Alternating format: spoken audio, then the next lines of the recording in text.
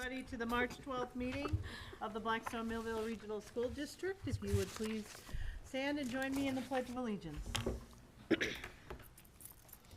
pledge allegiance to the flag of the United States of America and to the republic for which it stands, one nation, under God, indivisible, with liberty and justice for all.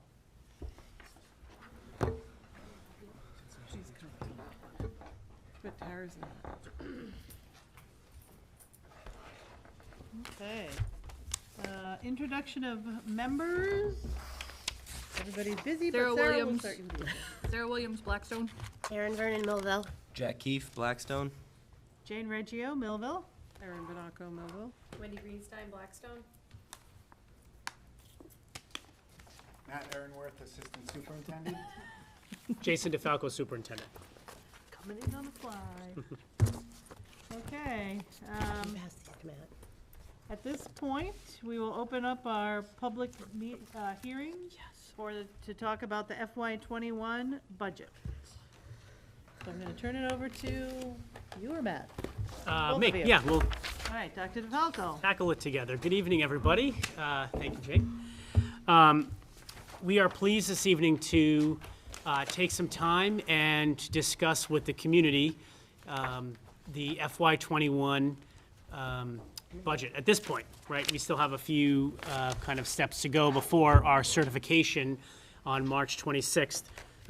But at this stage, this is our public hearing, and so Mr. Aaronworth and I are going to walk the community through our budget and, more importantly, what the FY21 budget is going to do to help us accelerate our work on teaching and learning and helping to minimize those non-academic barriers, and talk a little bit about the process that got us to this place and where we're going to go next.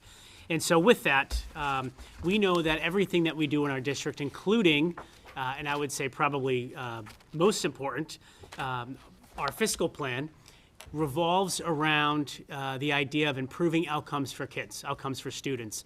And our district improvement strategy is really anchored in 4 areas, of which we refer to as the what, the how, the whole child, and the community, mainly the curriculum instruction, reducing those non-academic barriers that get in the way of students being successful in the classroom, and making sure that we are bringing our 2 towns together around our students. And so our purpose here as a system, as many of you have heard repeatedly and will continue to hear, is to create happy, healthy, proficient students ready for college, career, and community. And so with that, our budget needs to be aligned to all of our work in each one of these areas. And so I'm going to just briefly discuss the budget process to date, which includes a series of conversations and meetings and review sessions with all of those that are either implementing or charged with the planning and approval of our budget, in this case, our FY21 budget. And so I'm not going to sit and read these bullet points to everybody, but I think the important kind of headline from our process is those that are in charge of implementing their particular piece of the budget, whether they be principals or directors, are very much the ones driving the development of the budget. And each one of our departments and schools is charged with not just the creation of the budget, but ensuring that their piece of the budget is aligned to their school improvement plan and our district blueprint for improvement or district improvement strategy. And so I think as we walk our way through each one of the subsequent slides, it's very important to keep that piece of work in mind. As Dr. DeFalco mentioned, we had a number of meetings and workshops already that brought us to this point. Again, I'm not going to go through each of these bullet points, but I do want to reference the 5 budget workshops. I apologize. No, 5. The 5 budget workshops that we went through during this process. These were particularly important because they allowed the cost center managers, whether principals, director of the music program, athletics, it gave them the opportunity to come, present their budget, and explain what their priorities were and what they were looking to have happen with their budget.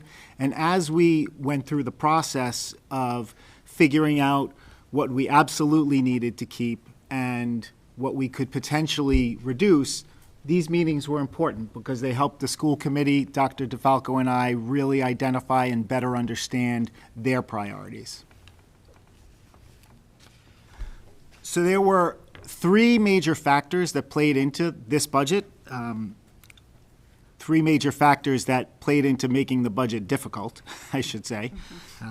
There was a rise in minimum local contributions, there was minimum Chapter 70 increase, and there was decreased charter school reimbursement.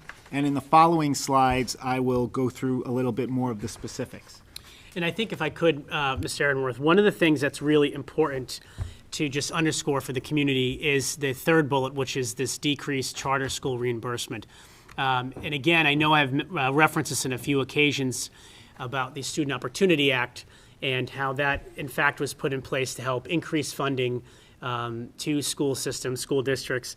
Unfortunately for us, because the charter school funding is not being funded at 100%, we actually are seeing a decrease in that area for BMR, which we'll talk a little bit about in more detail. But I do think it's important to reference that because this particular factor actually led to us receiving a bit less than what was anticipated in our in this particular revenue stream from the state. Thank you. So as you can see, this chart indicates the minimum local contribution expected from each of the towns. Blackstone's minimum contribution last year was $6,596,000, and this year it's gone up to $6,919,000. That's a 4.91% increase. Millville's went from $2,178,000 to $2,288,000. And that's over a 5% increase for what they are expected to give directly for their minimum local contribution. And again, just to underscore, these numbers the school district has no control over. These are numbers that are assigned to the communities of Blackstone and Millville from the state. And so I just want to make sure that folks at home really understand that. These numbers are not in any way, shape, or form dictated by the school district. Yep. So the state uses a formula that it's a pretty detailed formula, but in essence it uses property values and increase of town revenue to determine each year what the appropriate minimum local contribution is, and that's when they set those numbers. As you can see, unlike the bar graph in the first slide, which consistently went up, which is the portion that the towns are paying, the Chapter 70 money has remained constant. So we are going to be receiving a minimal increase in Chapter 70 funding. That's approximately $30 per student. And the reason for that is we are in a hold harmless pattern. So essentially, when Chapter 70 was introduced, there was part of the legislation that said a district would never receive less money than they did the year before. So what's been happening is, with declining enrollment and with some changes in our demographics and property values, the state has determined that we're not really even eligible to receive all of the Chapter 70 funding that we currently receive. So each year, when they compare what they're going to give us next year to the previous year, they say, well, they're already getting everything that they need, so we can't give them anything significantly more, but they're bound by law to give us something, so they give us that minimum increase of $30 per student. As Dr. DeFalco was mentioning, this is a really great indication of how things happened with our charter school reimbursement. If we were to receive full state funding this year, we would be getting $316,577. Instead, we're getting $110,903. Dr. DeFalco mentioned briefly that there's not full funding for the reimbursement. So the reimbursement is done in 3 years. It's the first year students leave to a charter school, the district is supposed to get 100% of that money back. The second year, the district is supposed to receive 60% of that money back. The third year, the district is supposed to receive 40% of that money back. However, with this reset in how we're doing things, when the Student Opportunity Act was introduced, they're now phasing that in. So this is the first year of that phase, and what the state has said is we are going to have a specific pot of money, but we want to prioritize fully funding all of the people in the 100% bracket for all of those kids that are in their first year of leaving to a charter school. And as many of you may know, we had a fairly significant increase of students going to the charter program this year, which means that next year we would be falling into that 60% reimbursement bracket.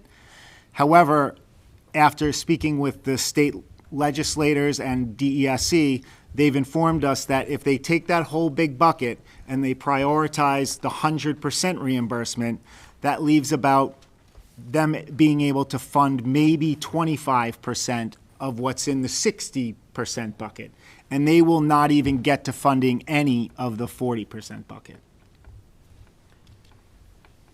And the majority of our kids are in the. Oh, I apologize. Yeah, no, that's okay. Yep. The majority So- of the kids are in the 60% The reimbursement. majority of our category. kids, I mentioned all of our kids started, a significant amount of our kids started this year. So next year, we're in the majority of being the 60% bucket, and we're only going to see about 25% of that money. Thank Which you is for the that. 110, yeah. Which is the That 110. makes sense, thanks.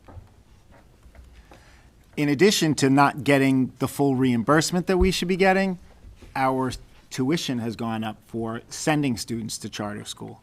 So as you can see in FY20, we spent $457,622 in sending. This year, we're going to be spending $524,000, $214 as well. So combined, that's a really significant decrease in revenue that we're seeing, because both of these numbers come right out of our Chapter 70 funding. We just will never see that money. So where are we with the 21 budget? We came in the beginning of this process and we presented we presented two budgets initially. We presented a level services budget, which is keeping everything that we have this year and paying for it at next year's costs. And we presented a Phase 2 budget, which included all of the things that we had discussed last year that we felt would be necessary for us to drive the curriculum forward and to improve the teaching and learning in accordance with our district blueprint. We had agreed that we were going to split it up into a couple of phases. So this was the second phase where we were hoping to see some major gains. Then we also had the working budget, which is where we've decided, okay, we realize that there's hardship in the towns, and we're not going to be able to get all of the things that we need from the Phase 2 budget. And that's when we decided how to prioritize what it is that we were looking for. So as you can see, the level services budget would have created a 2.5% increase to last year's budget. Our original Phase 2 budget was a 3.91% increase over this year's budget. I said last year's budget. I'm always the year ahead in budgets, so I apologize. This would be a 3.91% increase over this year's budget. We have been working endlessly to get the FY21 working budget to a place that was palatable for the towns. And we've met with town administration, finance committees on both sides, and we understood what the constraints were, and we really have gone back into the numbers and done as best as we can to present this, which we're hoping is our final number. And this budget represents a 1.79% increase to this year's budget. And just to underscore one piece, next we're going to chat a little bit about how we were able to move the number from our Phase 2 number down to our FY21 working number. But I do want to just mention, as we're about to transition into that, even though that in a few minutes the community will see some of the things that we did reduce and move out of there, we have still preserved what we put in place this year. So I do not want anyone at home or anyone in our community to think that anything has been eliminated from our current service delivery, because it hasn't. As a matter of fact, we've maintained strongly what we're doing, and you'll see as we work through this, we've been able to add a few things to that. Not as what we were hoping, but still a really solid program for kids. And so, as was mentioned, we had to figure out a way to, how do we move down from that phase 2? Because remember, we talked about rolling out the work that we needed to in our district blueprint for improvement in a very strategic way. So what do we what do we need to do first, next, then finally? And we thought about that in phases. And so what we did have to reduce to get to a workable number for everybody was what we were hoping to add in the way of coaching for teachers. We did have to reduce one planning, teaching, and learning coach, and that was a new position. It's not one of the coaches we have now. The coaches we have now are still in place. But we were looking to have a coach specifically for pre-K to second grade and one specifically for grades 3 to 5, because the instruction at those levels really are very different. Early childhood instruction is significantly different from upper elementary, and with very different needs of our students. So, but that's okay. We'll continue to work, and we're grateful for the elementary planning, teaching, and learning coach that we have. So we will still maintain that one coach, just not be able to bring in the second. If you remember last year, we added to the high school a math intervention and enrichment teacher. As everyone knows, the goalpost, so to speak, has moved in terms of what is expected of our high school students for their level of learning as it relates to our MCAS. And to give you a sense, last year on our ELA, English Language Arts exam, so spring 19, under the old way the Department of Education measured student performance, we had 99% of our kids at advanced or proficient, and we only had one student that was in warning. That's pretty significant as far as achievement goes. When the Department of Education reset their standards, that 99% now looks like 56% of kids meeting or exceeding, and that 1% of students that one student that was in the warning category actually turned into 7%, because the level of rigor and the cut scores essentially have changed for kids. So that's not a bad thing. It just means that we have to continue to elevate our game as educators in the system. So unfortunately, we were hoping to have that match for our math intervention enrichment teacher. We were going to do that for English Language Arts next year. We won't be able to do that. And the second part of the instructional equation, if you will, is a little rare. It's not often that you see put forward in budget additional enrichment teachers, but we did. We had 2 in for our elementary levels. We wanted to make sure that our elementary students had equitable opportunities for work in science, technology, engineering, in the arts, and we wanted to make sure that our teachers at both elementary schools had equitable opportunities to be able to sit and work and plan together.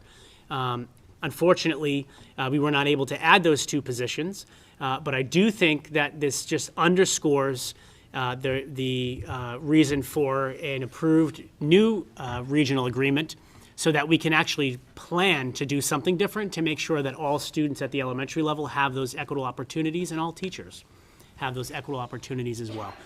And so we were not able to fill those for next year, but we're very eager to get moving forward with the regional agreement so we can start some planning for what's to come.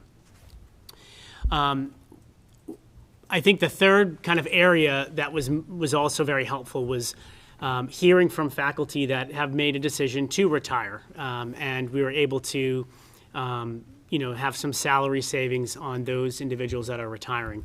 And we're certainly grateful for their years of service. But from a budgetary perspective, it's always helpful when we have a few of those, because we're able to usually replace them at a lower cost. And then the last area is the use of our excess and deficiency.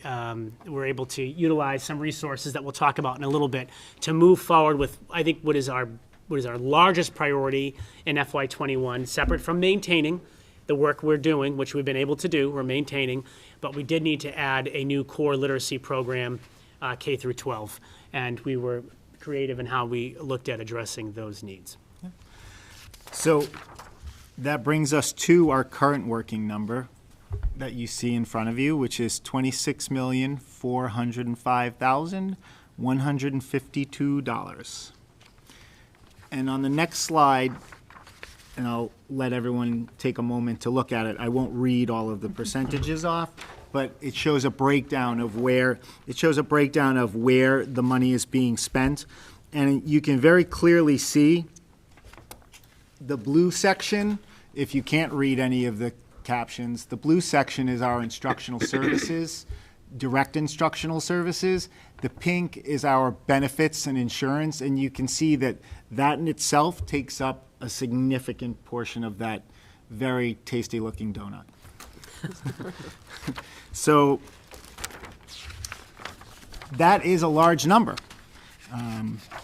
When we say 26,405,000, initially people say, well, how are we going to get there? There are a lot of different sources that fund our budget. And as much as we appreciate the town's contributions and what we have to get from the towns, we do try to make sure that we're utilizing all of our other sources of revenues. So this sheet analyzes each of our other sources of revenues, including Chapter 70 aid. We have our transportation reimbursement. We also have our grants that we get from the state and from the federal government. And the circuit breaker reimbursement is a tremendous help for our special education costs.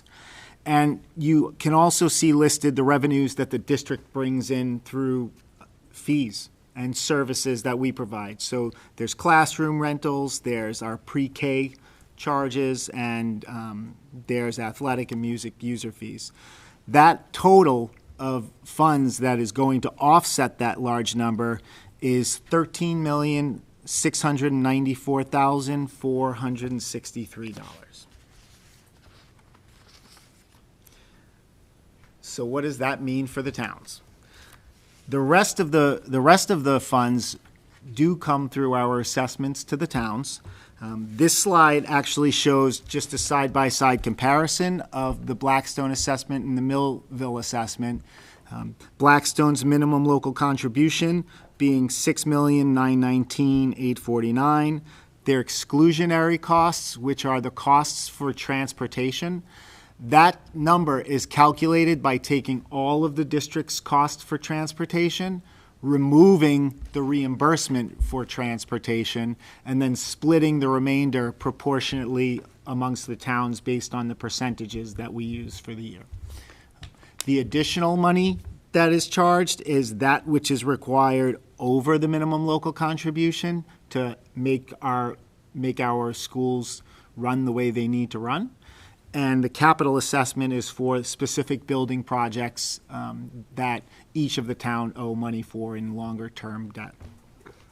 The total for Blackstone, their total assessment this year is $9,845,306. This represents a 3.49% increase over last year. Millville's assessment, as you can see, their minimum local contribution has $2,288,515. Their exclusionary number is the $378,419. You can see their additional and their capital, bringing them to a total of $3,334,645. That represents a 1.36% increase over their last year's budget.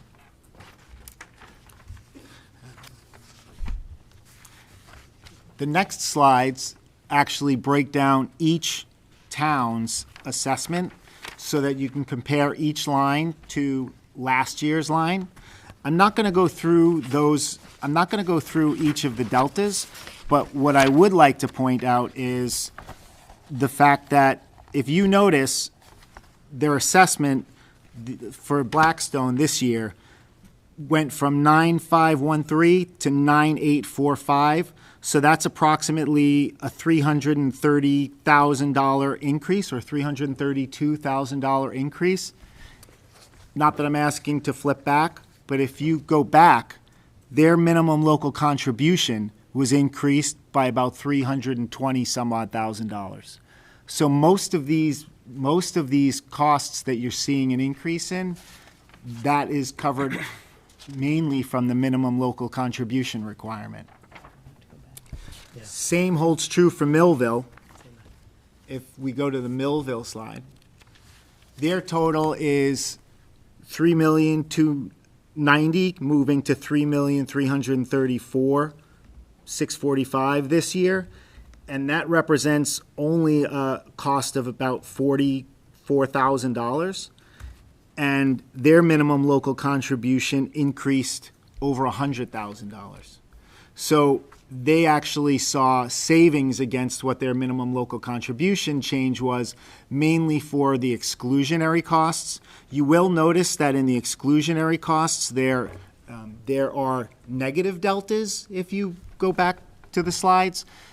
This came up in a conversation, and the reason why these numbers changed so dramatically is this past year when we put together our end of the year report and we put in for our transportation reimbursement, we actually found that we hadn't been calculating in the past distances for all of the driveways in the district. So as many of you may know, the driveway to this building is probably about half a mile. So that adds to the 2-mile distance, which makes students eligible for reimbursement.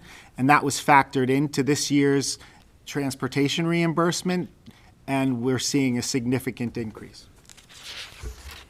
Matt, can you just speak, that's okay, can you speak briefly to the 75-25 or 78-22 split between the towns? And just talk for a second about where that actually lives in the assessment. Because we've had some prior conversations about it's not the whole amount. Correct. Do you want to talk a little bit about that? Yep.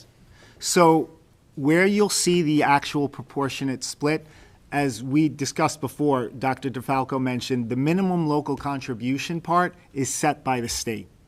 That is not a split. That has nothing to do with the school assessing them. That is the number that the state puts out. The exclusionary cost is calculated for each town. We take the total amount of transportation costs. We remove the entirety of what we expect to receive for a transportation reimbursement, and then the remainder of that is split proportionately across the 70. This year it's 74.07% for Blackstone and 25.93% for Millville. The additional money is split similarly. That also is split proportionately by the percentages for each year. And then the capital assessments for each of the towns comes from a combination of what is owed on debt services for the high school, the middle school, for Millville Elementary School, and for the complex. So the debt services that we have for the high school and the middle school are also split proportionately by those percentages. And then the Millville Elementary debt service is charged entirely to Millville, and the Blackstone complex services are charged directly to the town of Blackstone. So if I may, I'd like to put that in layman's terms for people, because we hear often that one town provides a great percentage of the school payment in relation to the other towns. So when you are talking about a $26 million budget, it's only $3 million of that, approximately, 3.3 or something, that is split 74-26. It's a small portion of the total funds to run the district budget. It is no one town paying substantially more to run the entire operation. The only categories that are split proportionally are the exclusionary costs and the additional costs. Sorry, I probably could have just said that right at the beginning. Okay. And so what's in the budget? And so we talked a little bit about, a few moments ago, a little bit about preserving the good work that's been done in this initial phase of our district blueprint for improvement. And so what you will see are just a few highlights of what's in there.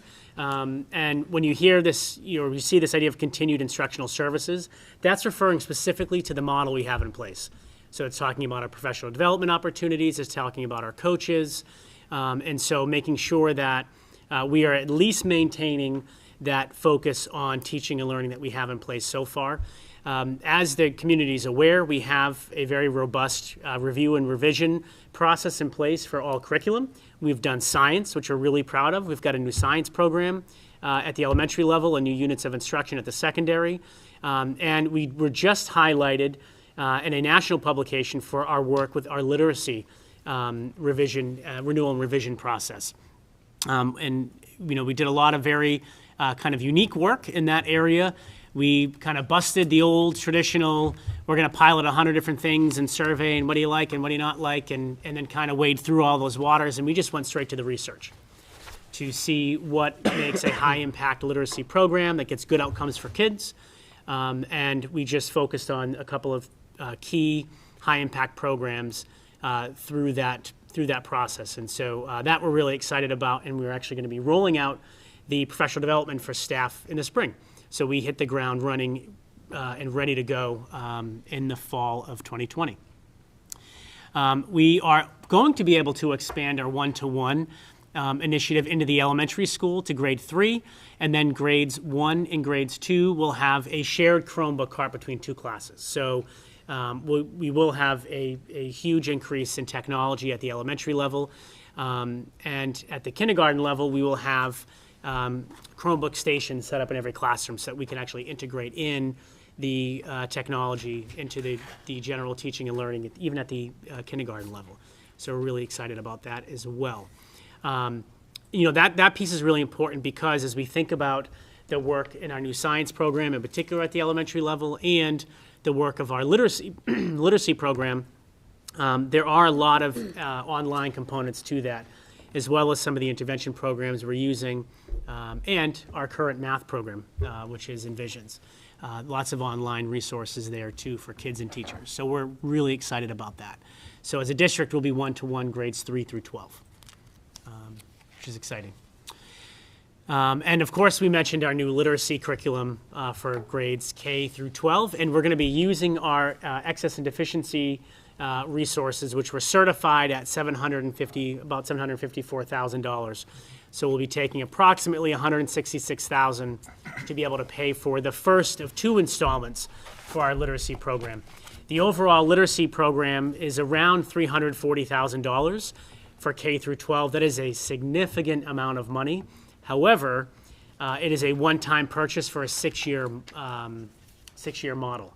So we actually will have 6 years to work with our programs that we've selected for the $340,000. And working with each of the vendors, we were able to actually split those payments into 2 with no interest, which is great. And so when you're going to be driving the car for 6 years, it's pretty nice to have a 2-year payment plan to be able to do that. I just want to jump in for 1 second to mention that when Dr. DeFalco and I were figuring out how we could best use some of this E&D funding to help with this budget, the literacy curriculum is essentially adorable. So we wouldn't put excess and deficiency to any operating costs that would be recurring, because that would just eventually deplete the funds. So the bulk of this literacy curriculum is for the durable content, and then there'll be a smaller annual renewal after we get past the 6 years to replace certain pieces of it, but the bulk of it will all be purchased. And again, we always like to think forward and make sure that we are putting out our needs in advance so the community has a good sense of where it is we're trying to go next. So we're already thinking and talking about FY22, and we've got clearly some needs that we are looking to be able to implement in our next budget. Of course, we're talking math next year. Math is up for our curriculum renewal. So as you see here, we've got the resources in place in FY21 to be able to take it through the renewal and revision process. And at the end of the day, we may or may not decide to move forward with a new program. We're not sure yet. That's really where the committee work will come into play. But we want to make sure that we have that line item in our budget in case we decide to do that. We are looking to implement the early childhood instructional coach, so the pre-K to 2 coach, and then the 3 to 5 coach at the elementary level. We, of course, want to implement that ELA intervention teacher that will also do some enrichment opportunities for students, which will, of course, reduce our study halls. We're trying to eliminate them completely and restore the 2 positions that we were hoping to have in this year's budget for the elementary level. And again, depending upon our regional agreement, if we get the language in that we need to be able to put a process in place to talk about planning and what that planning could look like, that might look different. At this point, we're not entirely sure. And of course, our facility upgrades are going to be critical because, as the community knows, we have a very comprehensive capital planning project going right now for us to be able to delve very deep into each one of our buildings from top to bottom, all of the systems and structures in the building to see what it is we should be doing and get a very good handle on our real estate, so to speak, to see what's feasible with that. The next 2 slides really talk a bit about our strengths and our focus. And there's a lot on here because we have a lot of strengths. And I guess just 2 things I want to highlight because we talk a lot about student performance, and we should. We're a school system, and that's what we're about. We're about getting outcomes for kids and moving kids to the outcomes we need them to be and that they need to be at. But 2 highlights, I think, that really kind of bookend the work that we've done so far in the district. On our spring 2019 MCAS, and again, it's just one measure, but it is an important measure, we were able to increase our student literacy rates 10% in a year. I sat here a year ago and talked about being really concerned about students being at 43% meeting or exceeding expectations at grade 3 literacy. We know 8 is too late. We need kids reading at grade level, in particular by 3rd grade. And I'm very pleased to say that at this point of the year, as our spring results last year, we were able to move the needle 10% in a year. And that's a huge testament to the work our teachers and our principals are doing. So really, really proud of our staff leading the charge there. And I'm excited to see what will happen with the implementation of our new literacy program. I do caution folks because it takes a couple of years to get some traction before you can see a significant increase in the results for kids. And while we're certainly not satisfied only having 53% of our students at grade level by grade 3, a 10% jump in a year is really, really important to mention. And so, again, just a shout out to our staff on that. And then at the other end of the continuum, again, I sat here a year ago and talked about the concern we have around a graduation rate. The prior year, a graduation rate, we had 87% of our kids graduate, and we had 2.2% of our kids drop out. I'm very pleased to say that after a lot of work that our high school staff have done, truly student by student, meeting every month, case management style, looking at tier 1, tier 2, tier 3, it's what we refer to in terms of kids with needs, and literally managing every single student. We do something called bag checks. I think we call them something a little different in the actual meeting, but we look at their behaviors, their attendance, and their grades. And those are the 3 main driving factors that will help indicate students being on course for graduation. And we literally talk student by student and exactly the plan that's in place for each kid to keep them on track for graduation and do some pretty creative things to help kids stay on course. With that, we moved the graduation rate in 1 year from 87% to just over 93%, and the dropout rate from 2.2% to 0.5. We only had 3 students that did not make it to graduation on time. 3 is too many. We want that number to be 0, but what a testament to the work that the high school staff is doing. And I did have a community member challenge me and say, that's just because of the kids. The data goes up and down based on the kids you have. I reject that notion completely. It's about putting the systems and structures in place to make sure that we are continuing that trajectory of progress for kids. So I do want to call that out specifically in case that's kind of buzzing around. The high school team is working diligently on that. And our focus moving forward, I don't think is a surprise to anybody. I mean, these are items that we've been talking about as we've moved through not just this presentation, but a multitude of discussions that we've had publicly about this work. I think the part I want to highlight is the last bullet. We are doing an intensive amount of work in our career development, and we're doing all of it through grants. None of this is coming on the local budget. We wrote a $70,000 grant to implement a new biomedicine pathway at the high school. We got the grant. So next year, we are starting a brand-new biomed pathway where students will have an opportunity through the course of their 4 years to come out and be ready to enter into either post-secondary education or go straight into the biomed workforce, which is incredible. As you know, we piloted advanced manufacturing this year through a collaborative, the Blackstone Valley Superintendent Consortium. We have students taking advanced manufacturing 1 or 2. Next year, through this consortium, the kids will be able to take advanced manufacturing 1, 2, 3, computer science, and cybersecurity.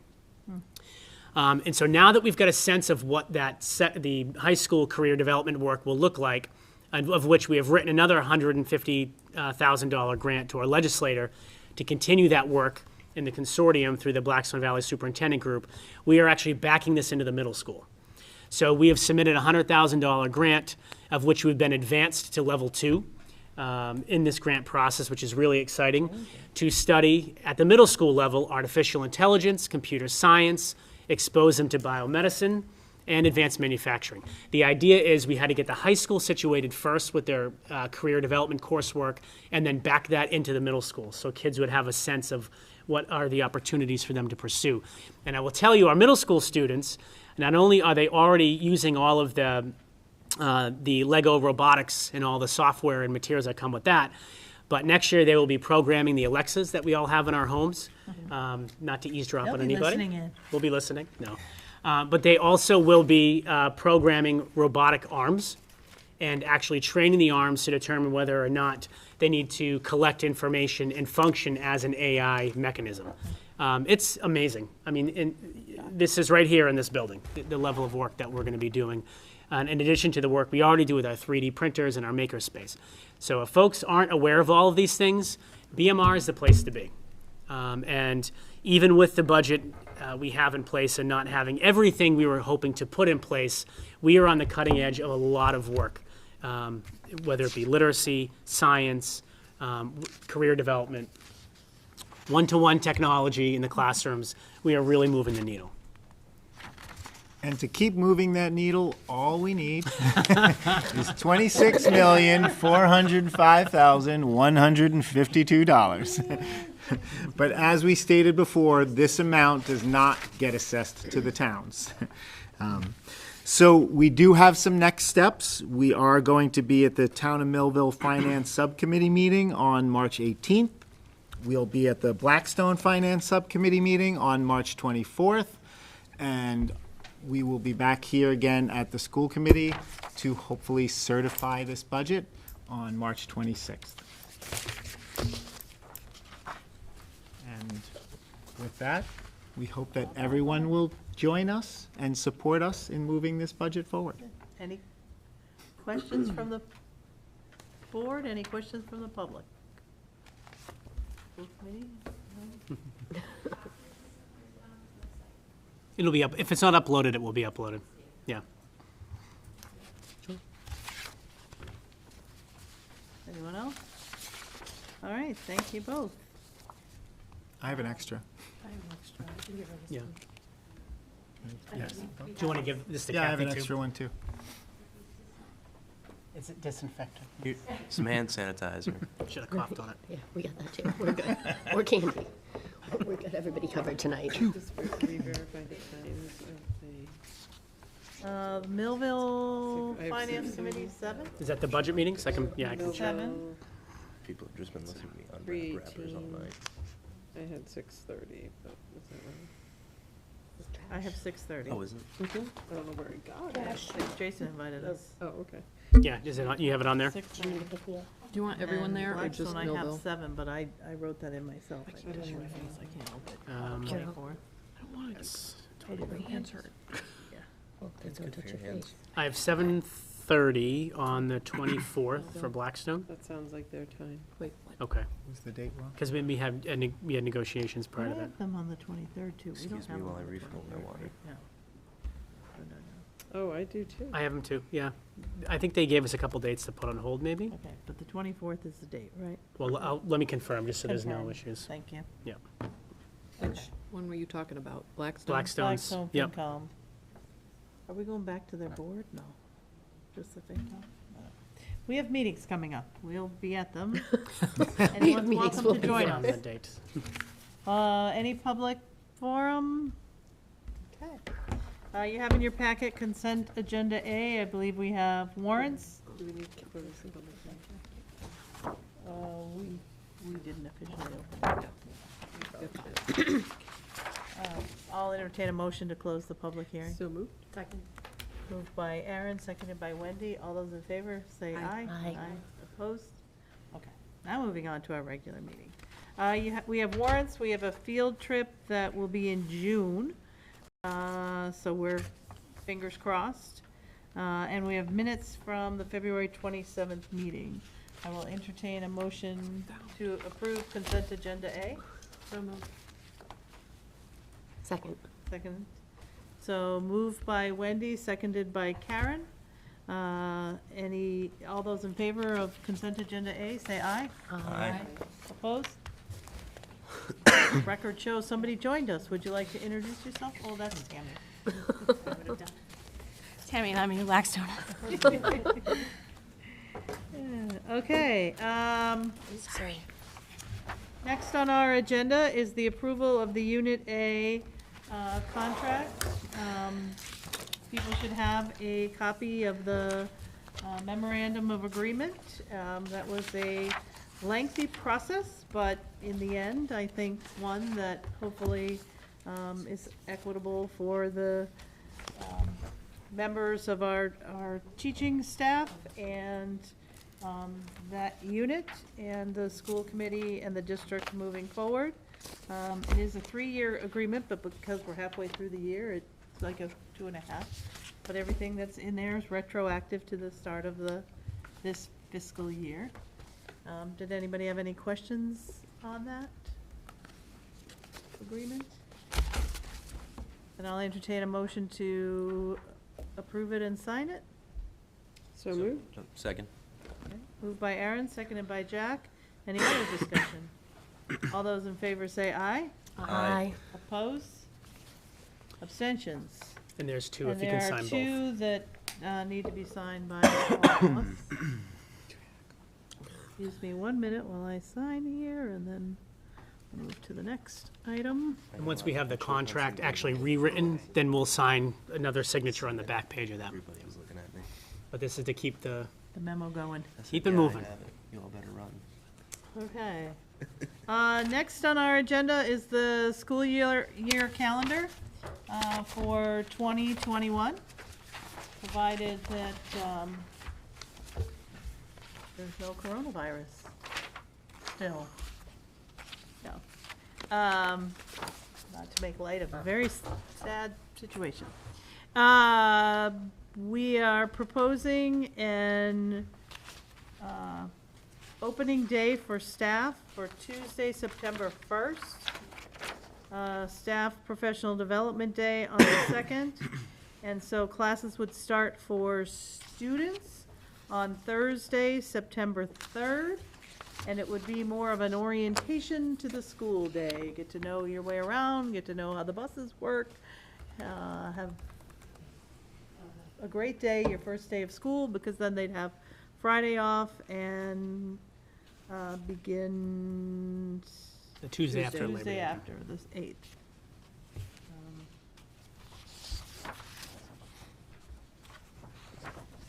I'll entertain a motion to approve the calendar, and then we can have discussion about it if people would like. So moved. Moved by Jack, is there a second? Second by Karen. Any discussion? Can I just mention one thing? Just so folks are aware, we did, the only other significant move was, we've tended We've recently had, I'm trying to think how to say that. The Friday before the Martin Luther King weekend in January as a professional development day. On this calendar, we did move it to March 12th, Friday, March 12th. And the explanation behind that is we wanted to spread the professional development out, so it wasn't all clustered in the first half of the year. So that would mean that for the staff who are tuning in, we would have the staff development, as you mentioned, on Tuesday, September 1st, Wednesday, September 2nd. We kept the Friday before Columbus Day weekend, as we've always had it, so we can plug into the Blackstone Valley School District Consortium professional development, so October 9th. But we did move the January 15th day to March 12th, so that we can actually put a little bit of time in between the PD and make sure we've got a check-in session in the spring. And I just wanted to mention that.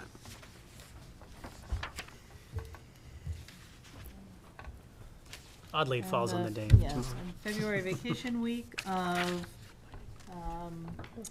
February 15th, well, 14th to the 21st, and April vacation week of the 18th through the 25th. And once approved, this will be on the district website, Yes. correct? Yep. Okay. Anybody have any questions, concerns, issues? I'll just point out that we usually don't approve it at our first meeting, but I think since we're waiting on a few things that, I don't know if there's any other discussion, let people plan. We can table, Instead of waiting. but I think people are waiting, yeah, I would If there's agree. any questions. Are people comfortable approving now, or would you prefer to table and? I say approve, and if we have to amend it, we Let can people amend it, plan. right? I mean, we're not gonna amend it, there's parameters that we could amend, so. Yeah. Personally. Anything else? All right, all those in favor of the calendar in front of you, say aye. Aye. Opposed? Nays. Okay, great. Thank you all very much. Again, we will get that posted for people who are wondering what those days will be. It will be on the website. Or the new app, if you click on your app.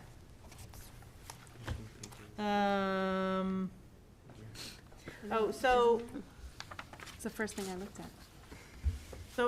so when trying to think how to phrase this.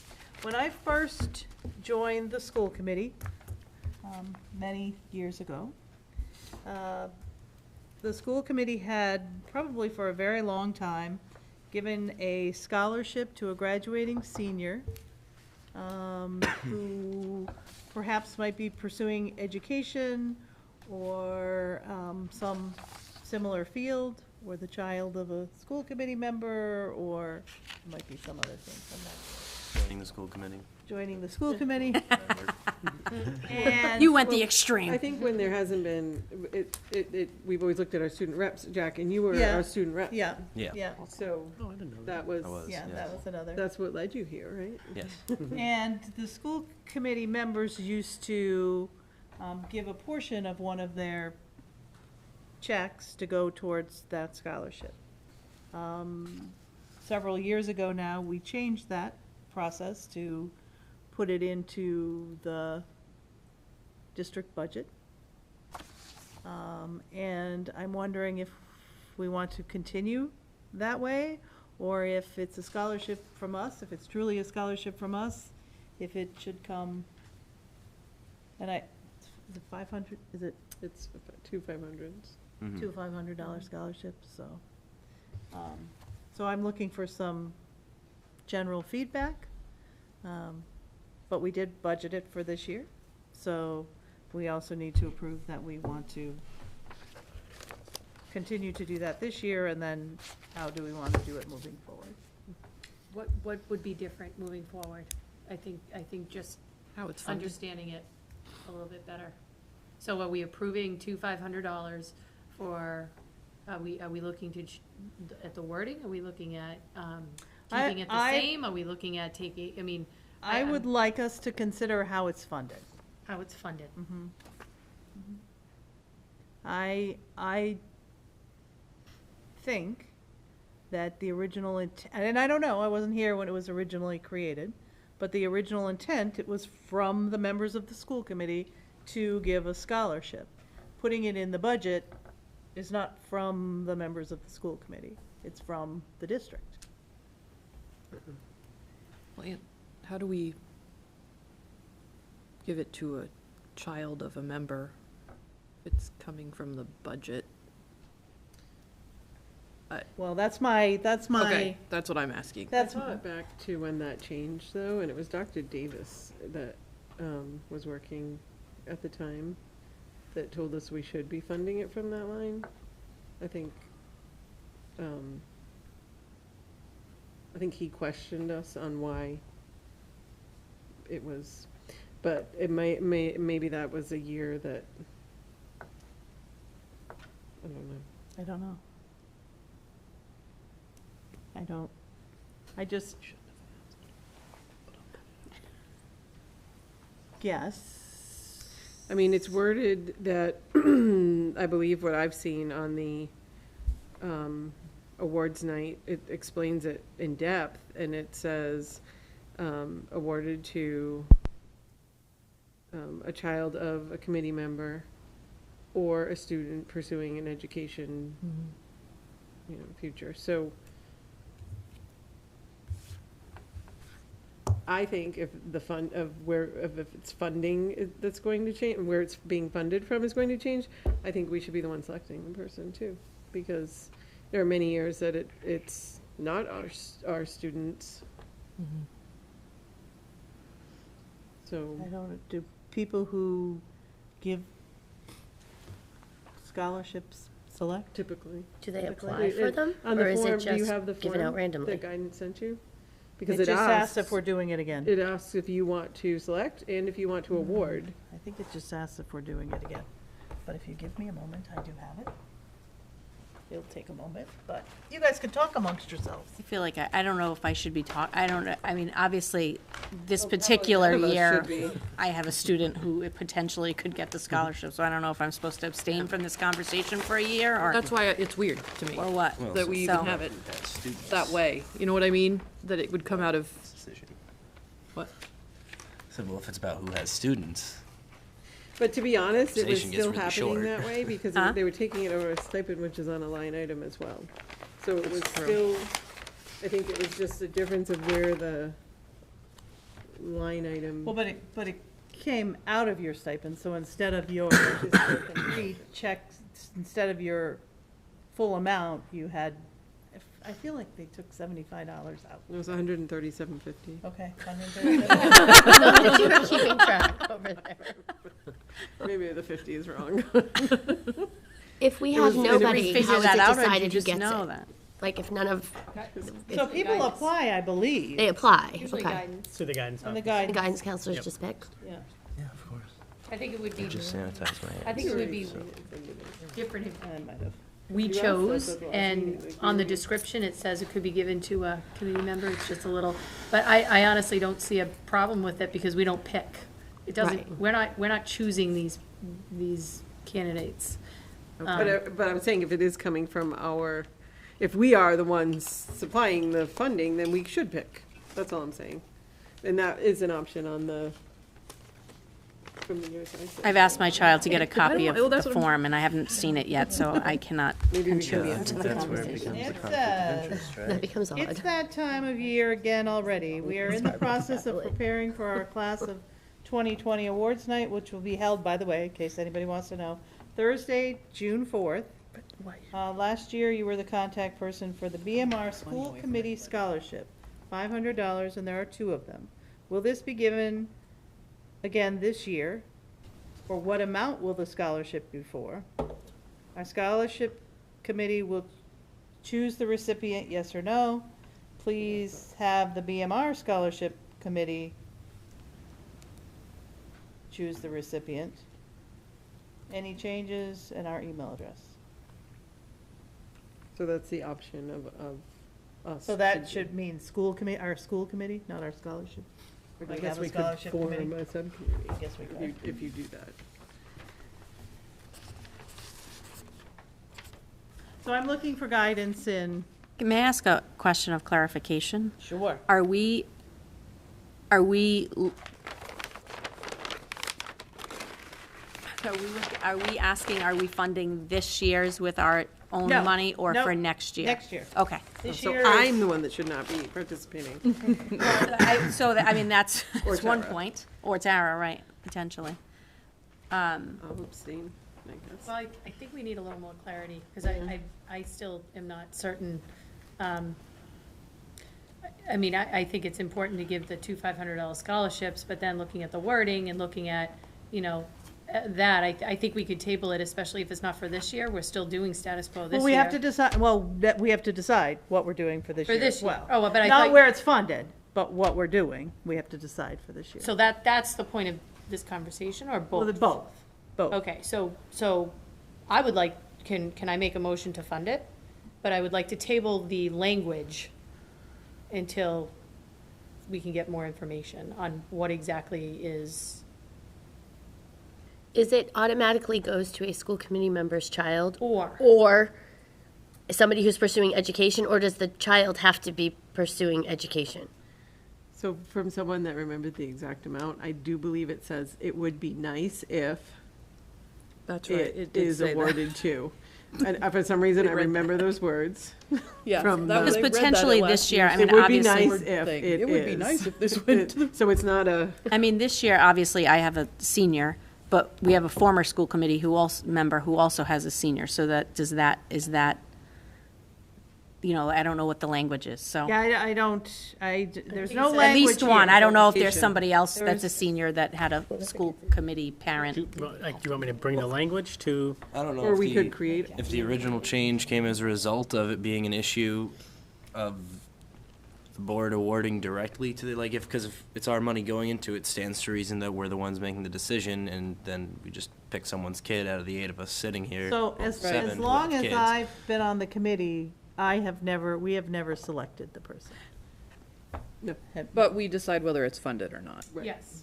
So we're making it available. I don't know that it's, my concern is about whether it's technically a conflict of interest or not, because that gets crazy for me. It's just But I think we need like to get clarity. odd to me that we would have a scholarship We've been doing this for 10 years. And our kids could be eligible. awarded to someone just because they were born to one of us. But that's that's an or, and we don't make that call. We But don't even then- talk about scholarships. right, we're not the ones We don't make right that. now. My suggestion was if it is coming from us, why wouldn't we be selecting it? That's what I'm saying. If we're paying for it out of our own pocket. Or maybe we look at the whole thing and change it to like a district achievement scholarship. Or student, I You mean, don't want to fund it from our I own would- pockets, or. I would be more willing, I mean, I'm not completely nixing it, but having it open, I would rather see it worded if you've had if you've been a student rep or going into teaching, something like that, Yeah. rather than by right of birth.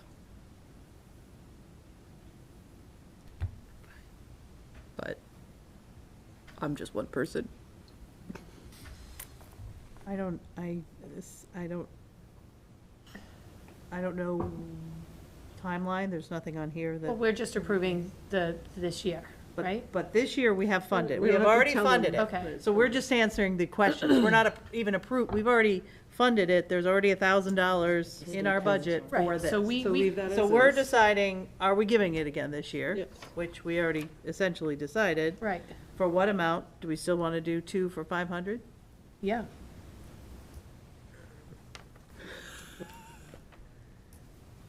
And will we select, or will we have the BMR Scholarship Committee select? Well, I think they should select until we, So we That way figure it out what we isn't want to a do. Yes. issue.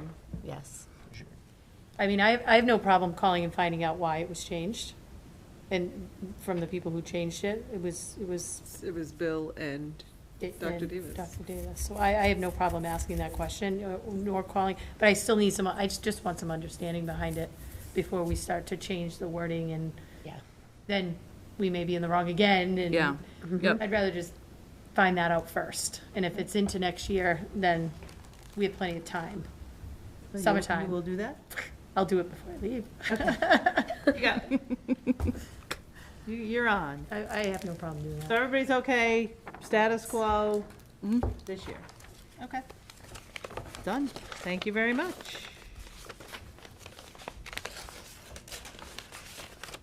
And I have nothing else, so I'll turn it over to Dr. DeFalco. Thanks. So this evening, I will be presenting to the committee my mid-year evaluation evidence, and doing that through an update on my goals that were approved in early to mid-October. I think it was the October 9th meeting or October 10th meeting.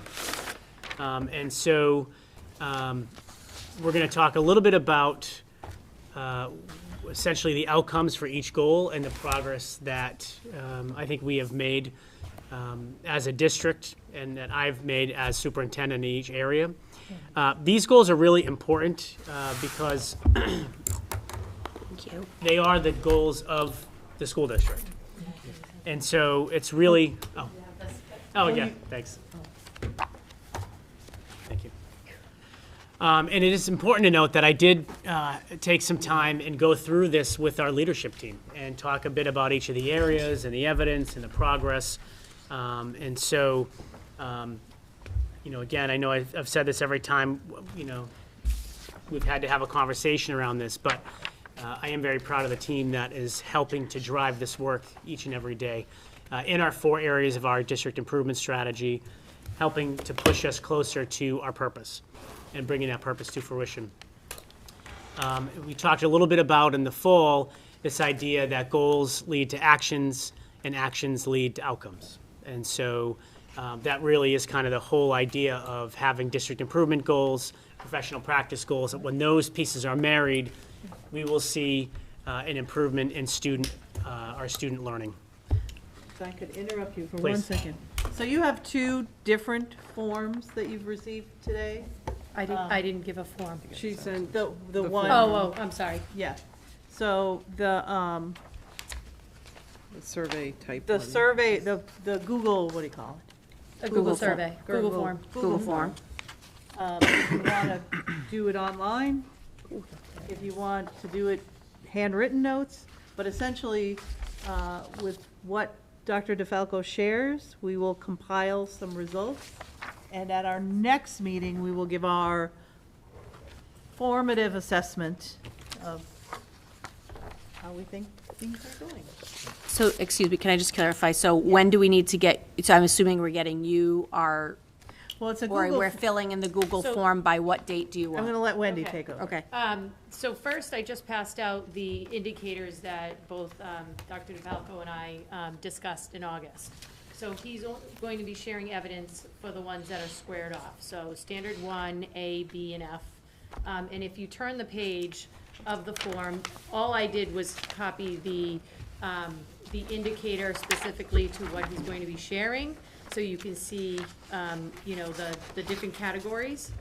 And then if, the next one would be B, and you can see the indicators and what proficient is defined as.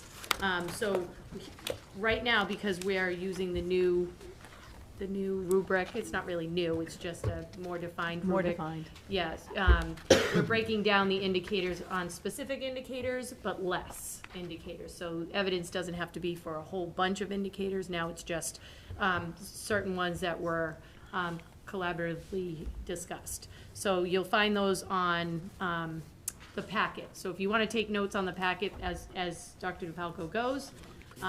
But then I created a Google form.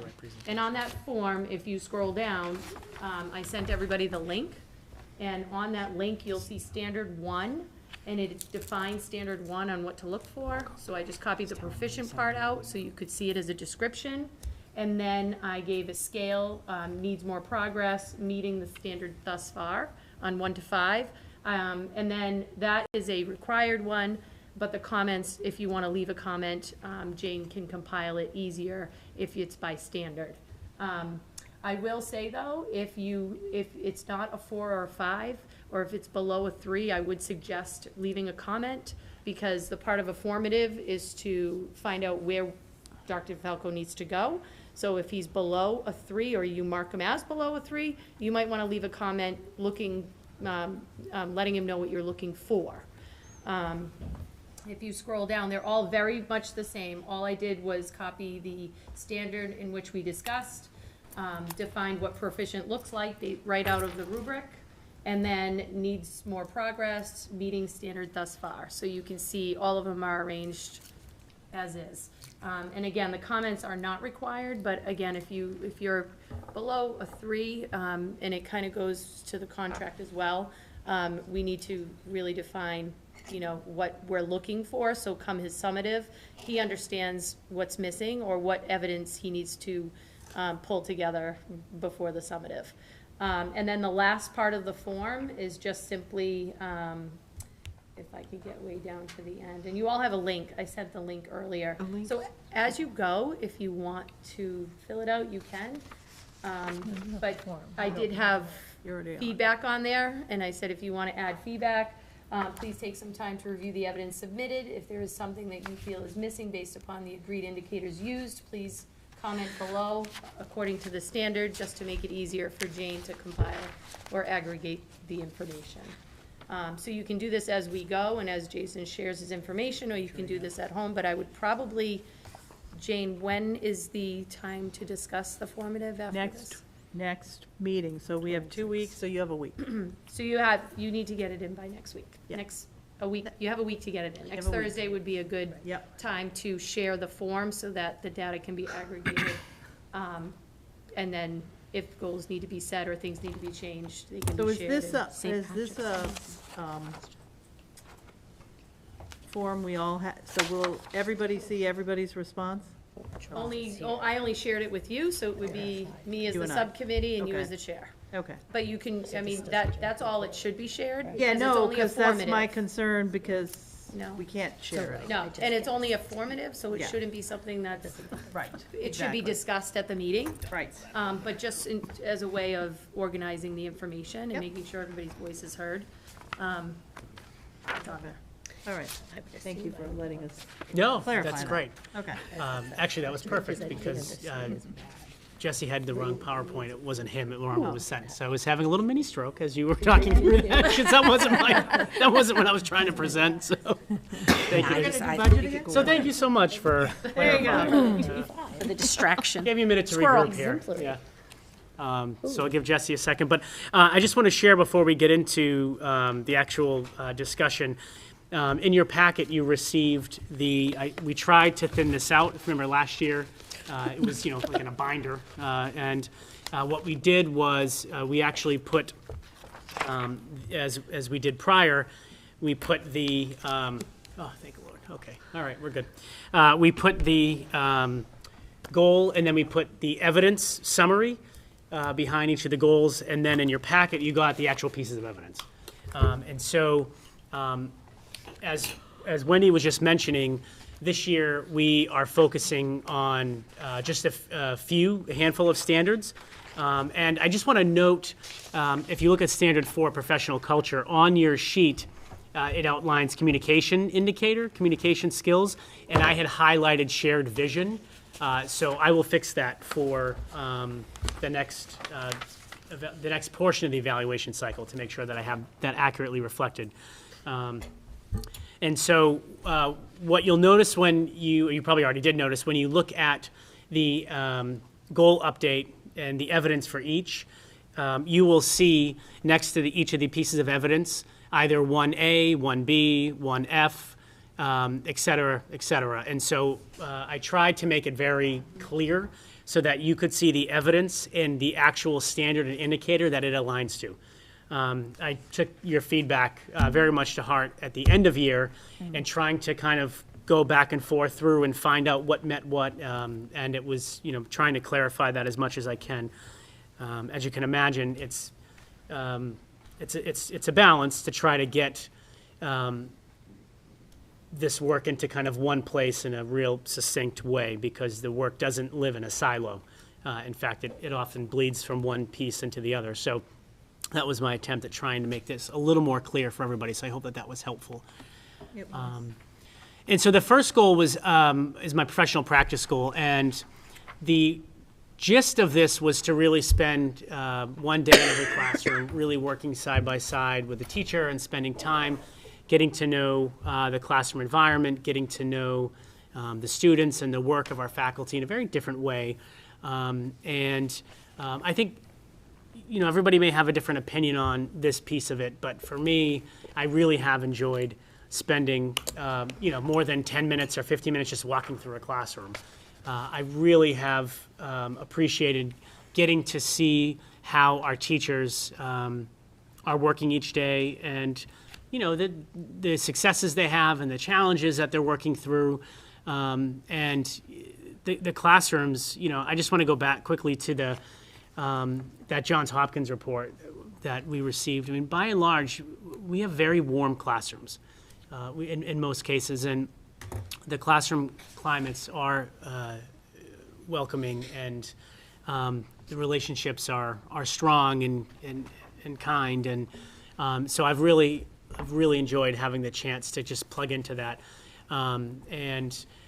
What you will see in addition to this is I've also met with each grade level or department to talk about our district blueprint. And not as a stand and deliver, let me go tell you how we're doing this and what we're doing, but more so as an open dialogue to say, does this make sense? Is this what you think we should be doing? Should we be doing something else? And really explaining to our team, where this work came from, the dozens and dozens of conversations, how it originated, and all of that. So I've really appreciated the FaceTime with our teachers through this work. And so here you can see the middle of year, the actual indicator next to that, and I listed the blueprint meetings, which you have in your evidence, a list of the blueprint meetings with all of the PLCs and or the departments by subject, and then the dates for my actual time that I've spent in the classroom. On a couple of occasions, my time has been interrupted. Unfortunately, we try really hard to protect it, but the day we lost heat at the high school, sadly, that was one of the dates that I got pulled out. And I've tried to redo and reset in grade 3, for instance. I had to redo the 3rd grade because I was only there for about an hour. And thankfully, the teacher was willing to have me back after that. I think she said, I thought I was off the hook. She was awesome. She let me come back and really spend the day with her, which I appreciated. And so, this, I think, to me, has been a really great experience, and have been invited back, Mrs. Jones, thank you, to visit our kids again. So after spending the day, I was invited back in to be a community reader in 1st grade in Mrs. Jones' class. So it was really awesome to be able to go back and do that. And they remembered you. They did, yeah, they did. I think so. She said, and they remembered me. I said, I think so, yeah. So it was really nice to be able to go back in and talk to the kids and the teachers and spend more time. And so up next, we've got the secondary, middle and high school. And one other piece I should mention, you'll notice that on most of the evidence slides, you'll see a middle of year and end of year. And again, just in the spirit of trying to keep things consistent, I'm going to be able to kind of plug and play the evidence where we kind of finish off certain pieces of work. And I reference that because you'll notice that on the district improvement goal under curriculum and instruction, I actually did this one a little bit different. I actually have 2 kind of columns, one for curriculum and one for instruction, because we're doing so much work in this area. You notice in your evidence that I did not include any specific evidence for curriculum because we just went through all of that. And again, in the spirit of trying to thin this out a little bit, I didn't want to give you gobs of things you already have. So instead, I just listed them, and then I listed the indicators that they spoke to in terms of the work. And so, nothing, I don't imagine underneath the curriculum side looks new. We've been talking about this stuff for the past couple of years now. And the only part I will mention is that last bullet, we are moving into the implementation phase for our ELA program, which we're really excited about. Under instruction, there is a lot going on here, and this is a lot of the evidence that you don't necessarily see. It's not always tangible. It's the work that we're doing collaboratively in our professional learning communities and our professional development. It's the work that we're doing with focus schools at a multitude of levels. And I think, through this piece of work, my goal in updating the evidence was to show you not only my work, but my commitment to doing my best, and I have lots of improvement to make, I know for sure, but doing my best of building every capacity of the organization. I do not think that a superintendent just, sits on top of the organization. I think I've shared with you before, if I did an org chart, I would actually flip it, and I would be at the bottom. The kids would actually be at the top, followed by the teachers, building principal, central office, and then the superintendent. And I think that that is a symbolic piece because, to me, my goal is, and my work is, to make sure that we are moving every level of the organization. And so, with that, I tried to provide some evidence to show that. We talk, and I know that you heard from Carrie in the beginning of the year, we looked at the Year 2 Focus School expectations. We looked at the school improvement plans, and in my evidence, you have seen examples of the milestone meeting follow-ups. So as a result of checking in, right, we have our 3 times a year check-in our school improvement plans with the principals and coaches.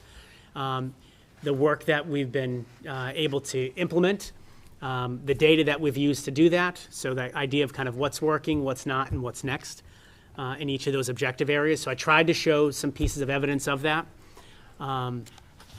And with the Focus Schools materials, looking at those materials at a multitude of levels. So here's how we're working to build capacity in our schools' instructional leadership teams. Here's how we're building capacity at the principal leadership level through the Principal Leadership Academy work. And here's how we're working to build the capacity of our coaches. And so we have a variety of leadership in that through line that ranges from formal to more informal teacher leaders, but equally as important. So I wanted to show some of the evidence of that. I will say I think some of the most rewarding work that I've been able to take on this year is working directly with our coaches in their PLCs. And they are doing some excellent work. And I want to be really clear because my work with the coaches has nothing to do with their caseload and what they're actually doing. It's anchored in the art of coaching. How do we actually coach for outcomes? It's not about specific case, management or things that they're doing that relates particularly to the teachers they're working with. It's about building the coaching muscle and how do we do that level of work. For me, I think it's a privilege to be able to step into that role and provide that support for the coaches in between the times that Carrie's here. I should mention that the work with the principals, the work with the coaches, and our leadership team is really that through line between the visits with Focus Schools and how we're continuing to really strengthen the instruction in our buildings. And I do, and again, people have varying opinions on my instructional leadership abilities, as I've heard from many, but that is, other than safety, the core of my work. I am the chief educational officer of the school system, and I take that very serious. Hence, I hope you see that reflected in my work and in my follow-up. I also included our staff professional development feedback, and it's all in there, the good, the bad, and the ugly, and it's all anonymous, but you can see clear as day how our staff feel. And I think what's important to note is in our first professional development day, we had 110 responses. On our second, we had 87. Now, when you looked at the actual written responses to the open-ended questions, Bridget and I looked at how we could print those. I think there were 3 questions or 4 questions for each. For us to have printed each full summaries, they were about 6 or 7 pages per question, per PD. And I didn't want to give you It's in there a little dozens bit. and dozens of pages. So instead, It's like this far down. I just asked Bridget to randomly select the first 25 responses and just put them in there.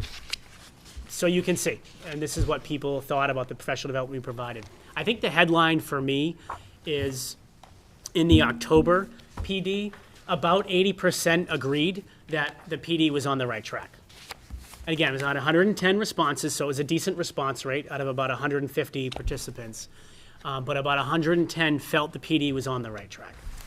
You'll notice a January response rate was a little bit lower. It was between 70 and 80% of folks felt it was on the right track. And we only had 87 participants, but I appreciate the feedback. It's all anonymous, but it really helps us drill into what we can do better with our staff development.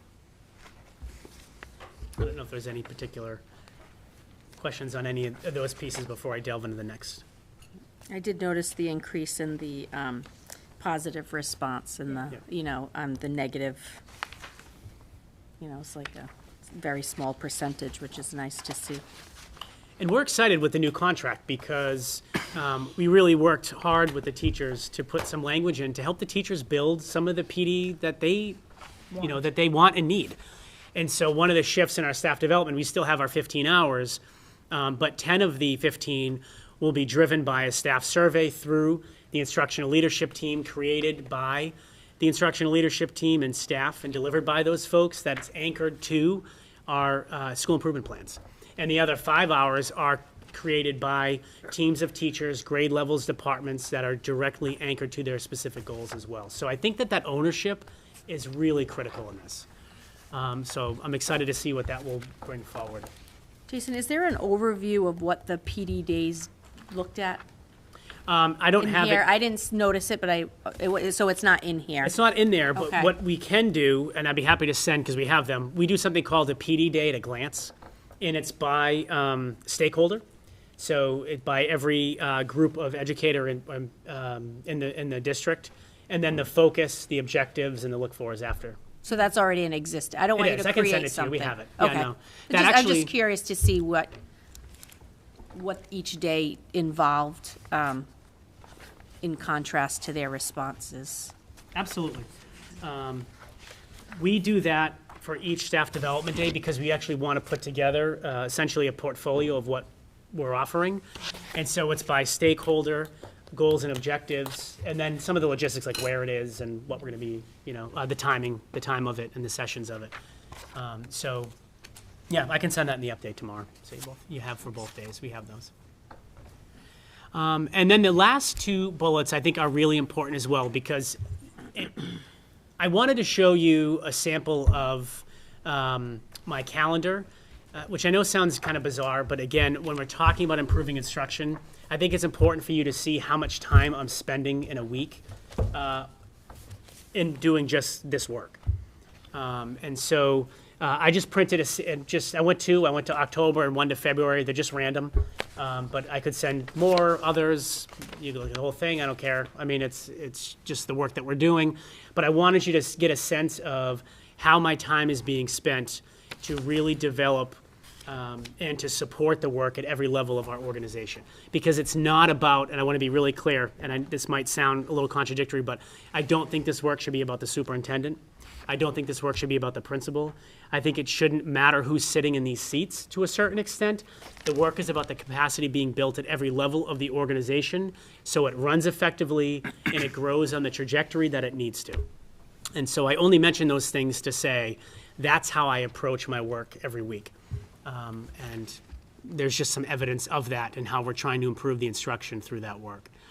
I included some of my weekly school visits, and again, it's all redacted, so you don't necessarily know who I'm sending them to, but I do send out what I call forecast emails at the beginning of every week. I tend to send them on Sundays, so not that folks need to respond, but I just think it's important. I get mine. I think Jane gets hers.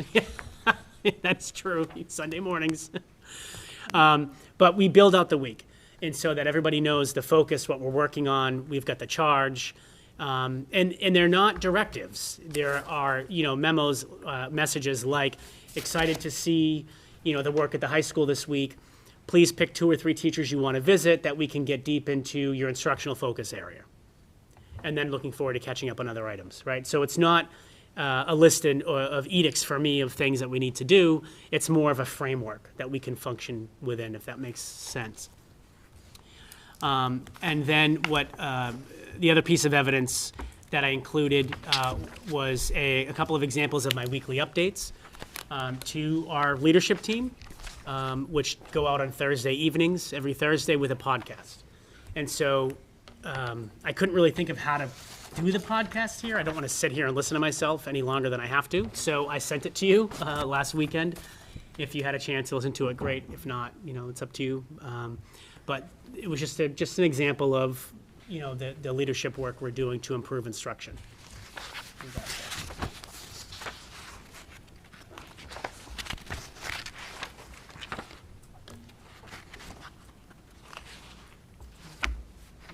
We're okay to move?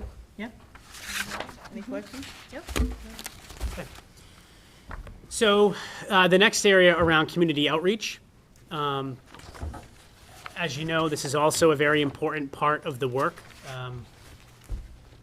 Just like we don't want the system, and those that work within it, to feel like this work is being done to them. We want everybody part of it. We don't want the community to feel that way either. And nor do we want the community to not know or have a sense of what's going on. And so there's a series of pieces of evidence in your packet. And I won't read all these to you, but I do want to just highlight a few.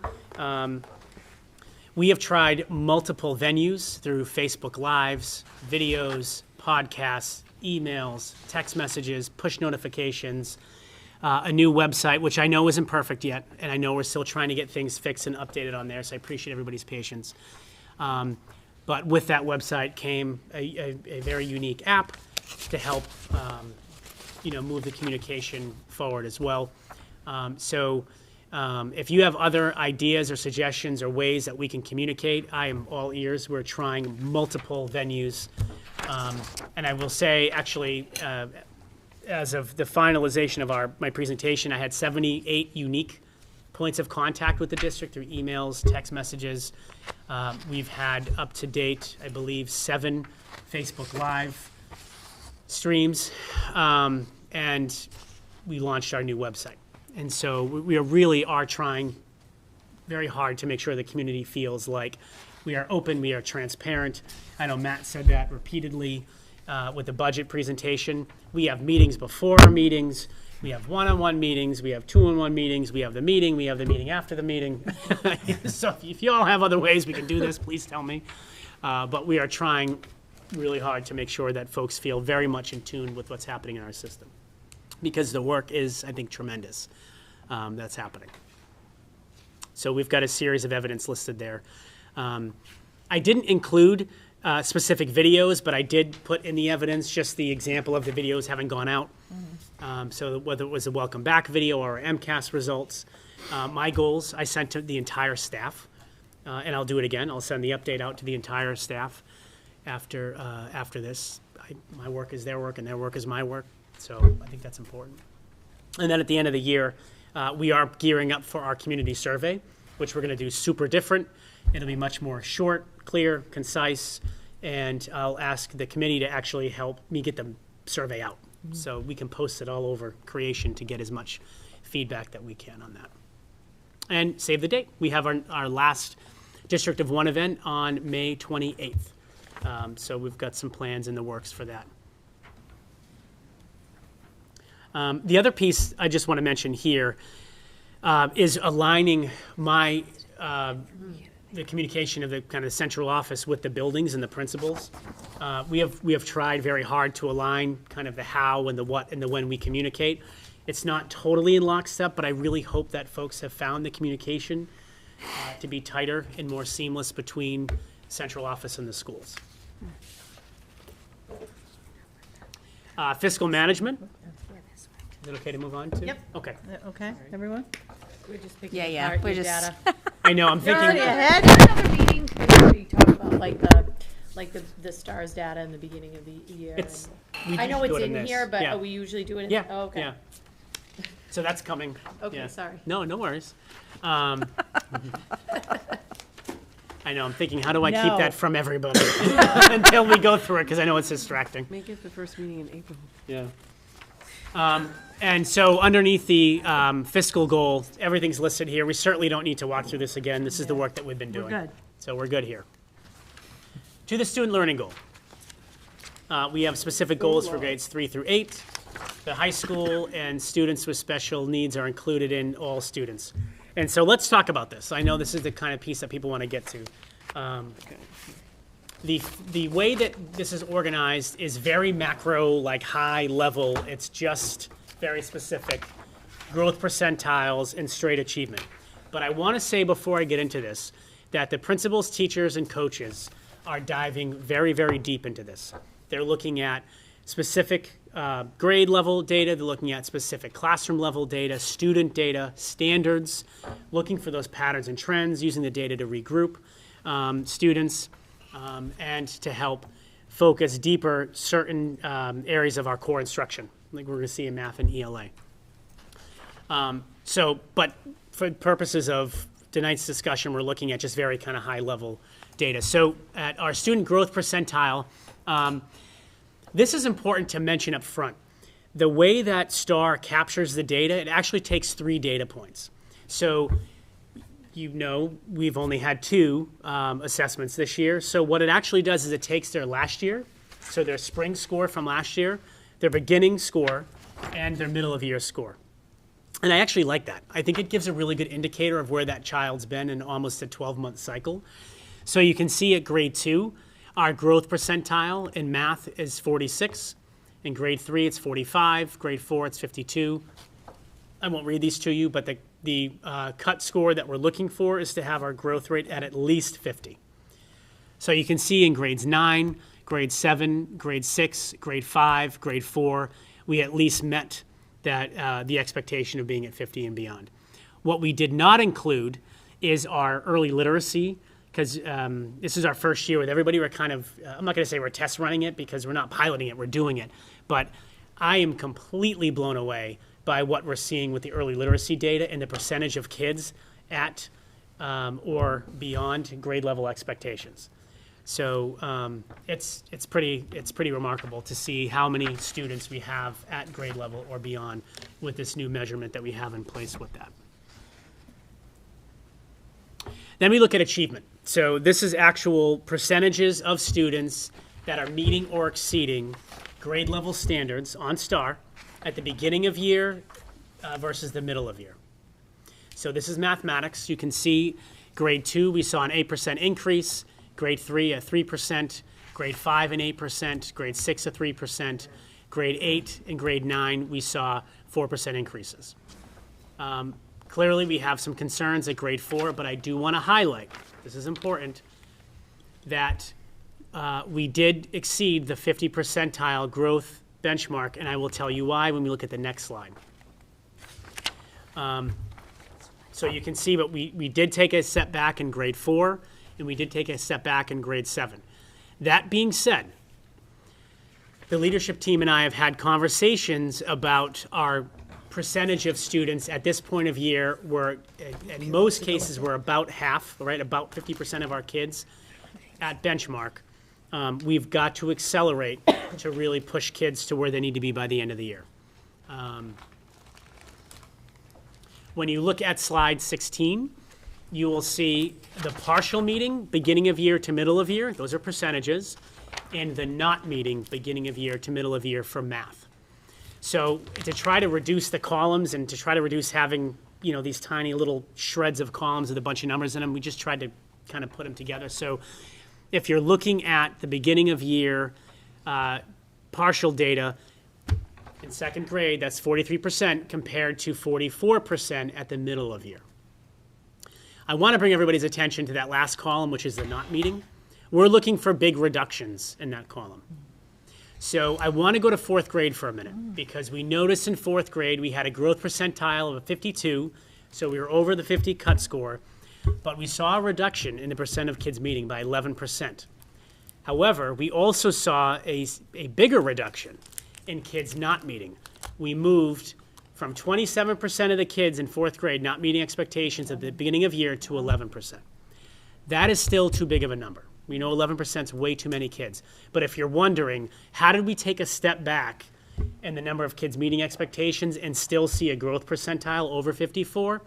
It's because we moved the number of kids not meeting grade level expectations, and we reduced that by 16%. This also speaks to us very clearly, something we've talked about at a school committee meeting, multiple school committee meetings, so I want to draw it right to the surface. We are focusing a lot of work around moving that bottom 25% of students, making sure that those kids are growing. But we can't do it to the exclusion of moving students that are at or above grade level expectations. So I just want to call that right out, because I know for some of you that probably jumped right out in terms of what you're seeing. So we are working on that as well, in terms of how to look at those higher performing students, those kids that are already at grade level, and how do we continue to challenge them and move them forward. Go ahead, Aaron.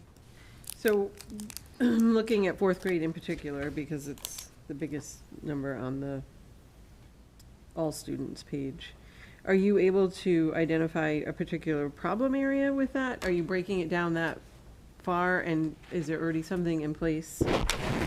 Yes. Or is it not that in-depth? It is that in-depth, and so what we have done is we've had specific, I've had specific data meetings with principals and their coaches to look at grade level data and to talk about the progress that's being made in certain areas and not in other areas. And we have actually put in an action plan to help address the needs specifically in grades 3 and 4, because you'll see, while they both made reductions in students not meeting, that's still a very high number of students in those categories.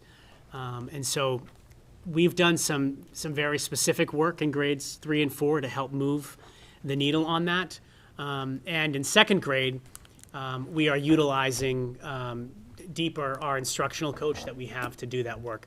But the work happening in grades 3 and 4 is going to go beyond just coaching in terms of additional PLCs, staff development, and data cycles to progress monitor student outcomes. So that was going to be my question, because does it come down to students, or, to see that big of a difference, if is that identifiable? So we look at the individual students to watch their progress, and I think when we... Or is there a cluster of classrooms, or is this spread out through both buildings? Yes, so it is spread out through both buildings. By nature of the complex being a larger building, there's just more students and more teachers, so we're putting more support in grades 3 and 4 there to help address the issue. And we're doing some very different work at Millville at the lower elementary grades to move the needle there. So we are going into the classroom level data, and for certain grade spans, as we mentioned, we're doing additional coaching. Not necessarily from just our in-district coach, but we are working with some, actually, Erin, you're in the Donna Stone, you're in the project Portrait of a Graduate, so she's going to be doing some work with us, particularly in grades 3 and 4. So we're going to be doing some additional coaching, some additional staff development, and some additional professional learning community time with a tighter data cycle to progress monitor the students at those grade levels to help the teachers help narrow the learning gaps for kids. Does that answer your question? Mm-hmm. My turn? Your turn. Okay. Just because we're looking at evidence, and you had just shared about the work that you're doing with the third and the fourth grade, or the percentiles and the lower percentiles, and even you had mentioned something about the meeting and exceeding as well. Yeah. In terms of evidence, I would like to see, as part of the evidence, is the how. And I know that we can share this moving forward, but because we're in this particular cluster right now, the evidence that I'm really looking for is how is this being achieved? So what are the things that are doing to meet at the classroom level?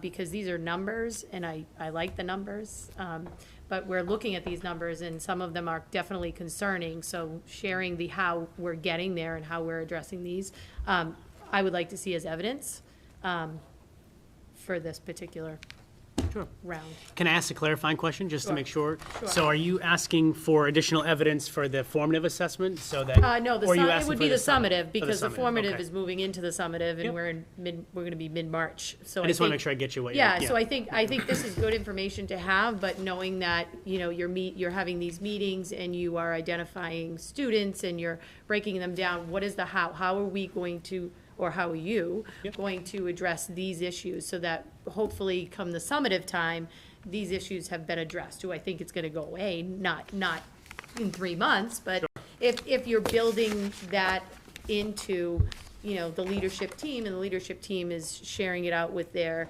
instructional coach, how is it clustering down into the students that are the high needs?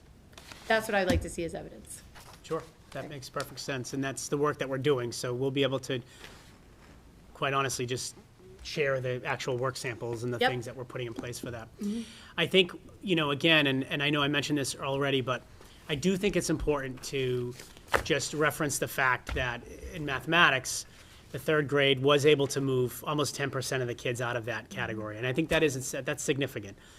We still have a long way to go, but I do think that's progress. And similarly with fourth grade, moving And I think- 16% out of that. And I think also when you have the students that are meeting and then trying to get them to exceeding is a bigger hurdle too. So Sure. I think on both ends, I would like to know how we're addressing their needs. Sure.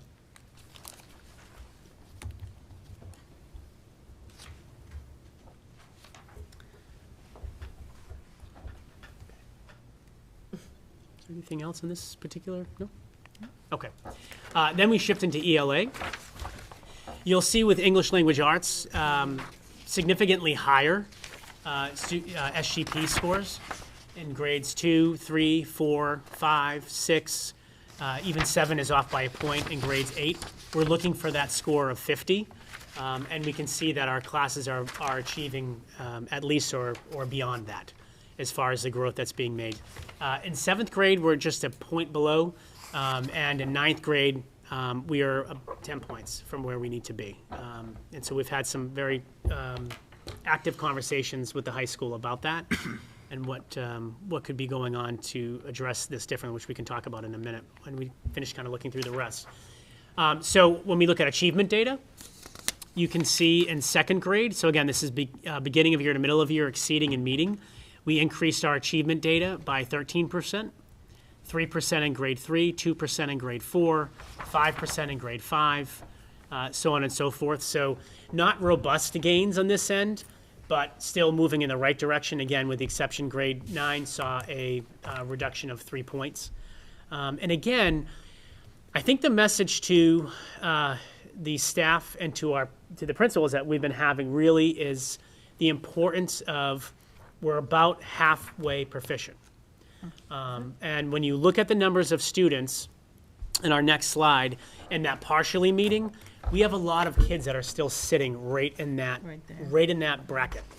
So it's time to shift the narrative from how do we move just the bottom 25% to how are we accelerating, Wendy, to your point, not only those kids that are meeting into exceeding, but how do we get the kids that are on the cusp, that just need a couple of quarter turns in terms of the instruction and additional practice to get into that next category.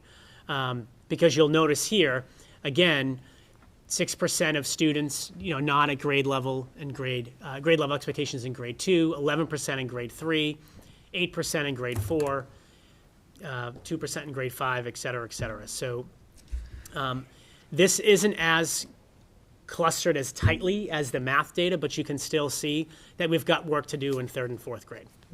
And my concern is, and the reason for the how is that when you start to see data in its 3rd grade, and you still see the similar data in 4th grade, and a similar data in 5th grade, you have to wonder what more do we need to do? Because when it doesn't change very much, that would be my worry.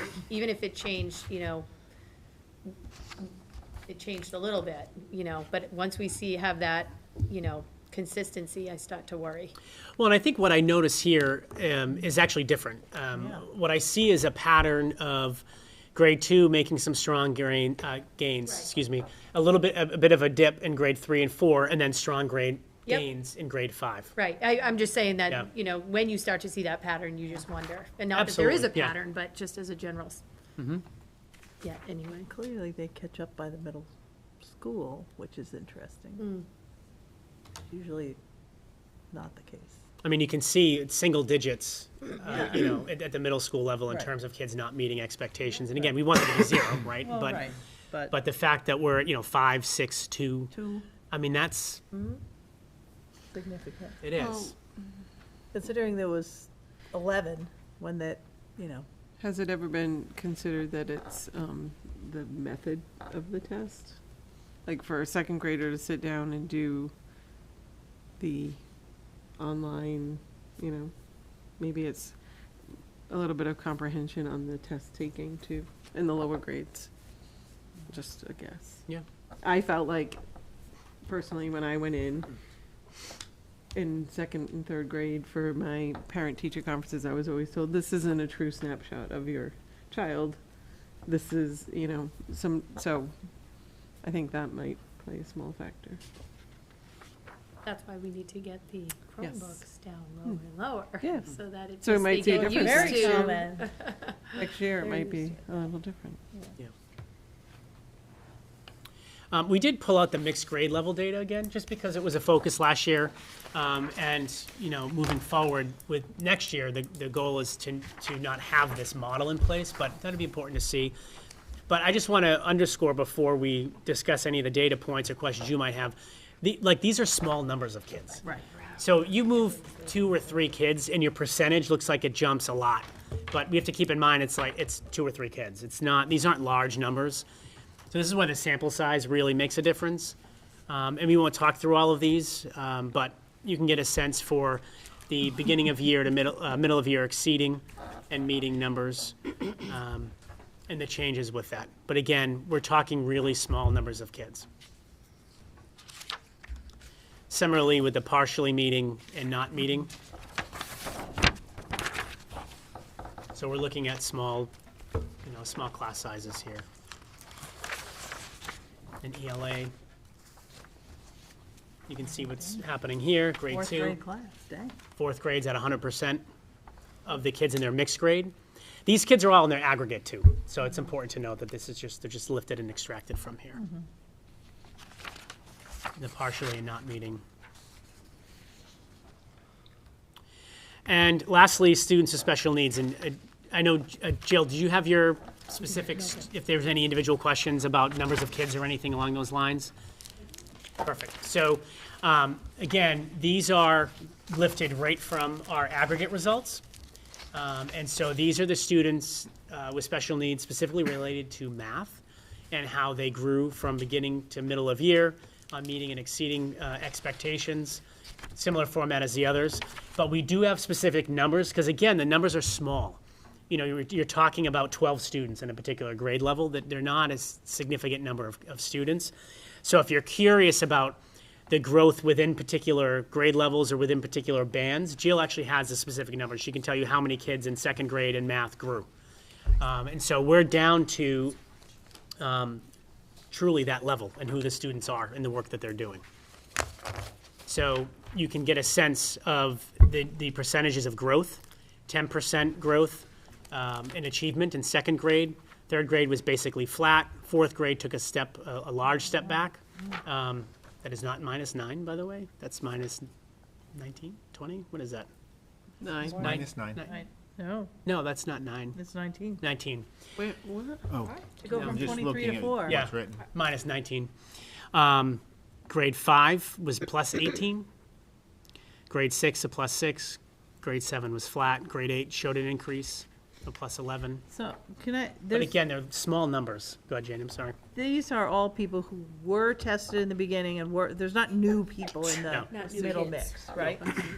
Nope. You had to have both the, Both tests to yep, be to in be calculated into the number.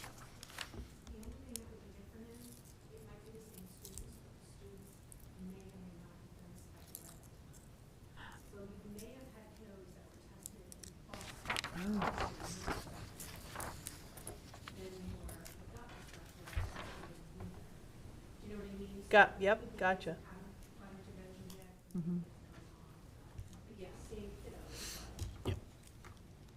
So what is the size of the grade 4 cohort group? If you'll pull that up.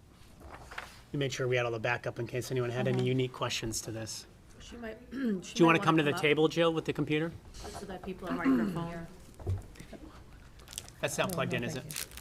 Oh, it is, okay. Poor woman. Well, that's the thing, when we're trying to put the evidence in, Well, otherwise you're going to get a binder of. Right. Well, and the other thing is, Want to make sure we had it, again, if you had to questions. let people know that these, you know, if you're talking about 5 people, if one person's there, it's 20%. 4th grade math. So for 4th grade Right. math, combined, the complex and Millville, there were 26 kids total. Would you mind just going through each, or is that? So in 2nd grade, there are 20 total in both buildings. Grade 3, there are 20.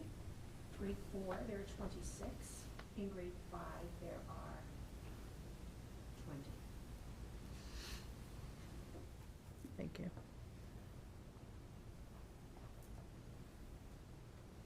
And what the other thing that we looked at, because we did take a look at our students who, where they fall, meeting, exceeding, but we also took a really strong look at their growth percentiles, which we saw some really nice gains. Yeah. In second grade, in fifth grade, we saw some gains in third and fourth, but I'm thinking, well, what we saw was our students, it's aligned with what the students. The student body. Good. But the other grades exceeded them, is that right? The growth that the students with special needs made at the other grades were. Our second and fifth grade, we saw really nice, like huge gains in our growth, and we saw a lot of students in different slots. I mean, just as an example, the majority of our fifth graders, we saw huge gains in their growth in math. Do you want to give some of the examples, some of the numbers? That might be helpful for, Sure. if you have them there. Our ranges in the buildings, they'll specify from 100% of the students to between 71 and 100% of our students in fifth grade meeting or exceeding that 45 growth that they expect. We had in our second a little bit, but 67% of our second graders were showing showing that growth and exceeding the 45, the growth percentile. Did our fifth grade, this is just in the math. We did see at the high school as well. I mean, at the high school, we have smaller numbers. There was about 15 students in the entire high school, but out of the students, 64 of them met or exceeded the growth the 45 that we expected, and their average growth was actually around a 62 in math. We do see the importance in the at and above, the partially meeting and the not meeting, but we also want to really look closely at that growth. And we've had the opportunity, just like Dr. DeFalco was saying, meeting with the principals. I've had a chance to meet with principals. We're still meeting to really target those grades to say, what are we doing? What do we need to do better? And what can we do for, individual students to address those needs? So, but like I said, we're finding our performance for most cases either exceeded or just are in line with what we're seeing our population of students in math. In the ELA, just give you an example. I can shift forward into the ELA, Yep. if that's all right. Okay. So again, we saw some really nice performance in our second grade and our fifth grade. We still saw some growth. I mean, a minimum, third and fourth grade, we know that we've identified that that's an area we're going to focus a little bit more on. But we still saw some growth, within those, going between the above, the partially, and the not meeting. At the middle school, what we found and what our focus is going to be there when the reading and the reading especially, is the majority of our students right now who are receiving special ed are, for example, in seventh grade, are included. And so what we're doing is we're taking a hard look at that and to say, what do we do need to revamp some of the things that we're doing in the inclusion classroom? We know exactly the programs we're using outside, but how do we then support the kids who are being included on the inside? But we still saw, the growth both in the 6th and the 8th grade. 7th grade, we're going to focus a little bit more on. And then at the high school, for our reading, again, same thing. We had about 15 kids who tested, and 64% of them actually made or exceeded the growth. And their average growth was 62 in the reading. So again, we're looking at the big picture of the at above, the partially and the not. We're looking at the growth, and then we're really delving into those individual students with staff. Yep. And I think just to underscore something Jill said, and elaborate on it a little bit, none of these data are going to move forward without that collaborative approach from everybody. Us, the principals, the coaches, the teachers, the paraprofessionals. It really needs to be a team effort, and is. And so, Jill's talking a little bit about her conversations with coaches and principals, and Jenica's meeting, the coaches meeting with teachers, and talking about how can I help and assist, and what can we do different, what should we keep doing that's working. And what should we change that isn't working. So, I just want to mention that this is going to be a collaborative team approach to get the traction where it needs to be. And you can see the patterns in terms of the results. Anything else questions on that specific, or? piece? Anyone? Thanks. Okay. Any questions in general?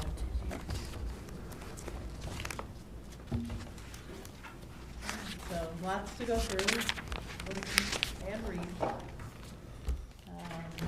And provide feedback, and at our next meeting on our agenda, will be an opportunity to discuss this from our perspective and give feedback as to how we'd like to see this moving forward and on the right track. I don't want to do too much of that now, but I am one of those believers that thinks we are absolutely on the right track, so. Anyone else want to get questions before we move on? All right. Thank you for putting that together for us. Sure. I'm sure that was a fun Saturday afternoon. All right, so moving on, Student Opportunity Act. So we've had quite a few conversations about this. In your packets, you have the plan that we have to submit to the Department of Education for compliance, I guess, purposes. And so I will need the committee to approve the plan we're submitting. All I did, as you probably noticed, was actually just write up the literacy work. We have to pick an area that we're using all the money that they're giving us They're not. towards, Which is nothing. which is nothing. We're doing this 3&D, just for the record. But be that as it may, we have to have a formal Student Opportunity Act plan. And so I just wrote up our work in literacy. So I just need an approval from the school committee so I can submit it to the department. Anybody have any questions about this? Somebody like to make a motion to approve our, what are we even calling it? Student Opportunity Act plan. Plan. So moved. Sorry, excuse me. Moved by Sarah, seconded by Karen. Any further discussion? All those in favor say aye. Aye. Opposed? And abstentions. Okay, we're good. So you sign it with the date? You do that, or? Yeah, I have an electronic thing, so I think I have to submit it to you and, or click it and, yeah, we'll figure it out. And then I have to upload it into some file thing. What do they do with this? Not much. I Put will it in a be file? impressed if they look at them. Me too. I think they're more looking at the plans for the people who got a significant amount of money. They are, yeah. Yeah, like, But we all have to, you know. Remember Yeah, that, remember but the like- order of priority is anybody and gonna be looking over this and be reimbursement like, oh, wait, oh, rate? They're like, oh, they got That's what they're spending their money on? $3. we've gotta fix this. Yeah. No, not there isn't anybody on staff that does that. That's a village That job. Okay, moving on. All right, so the last item on my report is to review and approve the associate principal job description. I do have a handout for everybody. If you just could take a moment, it's more of a T-chart that explains this. And there is one change to the job. The salary range should say 90,000 to 100,000, not 95 to 100, on the bottom of the actual associate principal description. So that should read 90,000 to 100,000. But let me explain a little bit about the origin of this so we all see where this came from. If you look back to school year 18-19, that was when the complex, the JFK AFM complex, had two principals. One for K through 2, the other one for 3 through 5. School committee approved the reorganization of a principal and an assistant principal that was an interim. And what we did was we essentially just had the focus of the interim assistant principal's work on just day-to-day operations of the school. As our new principal, Dr. Remke came in and got settled and met the community and wrote with the school instructional leadership team, the new school improvement plan. But we went into that knowing that the design that was there wasn't exactly what we needed at the time. But we did put in place an interim assistant principal with the notion that the individual would just be running day-to-day operations while the principal could get her feet kind of underneath her. So now that we're moving forward into the next phase of the work at the complex, we are keeping the 12-month position, but we're looking to restructure it a bit. It is not a traditional assistant principal.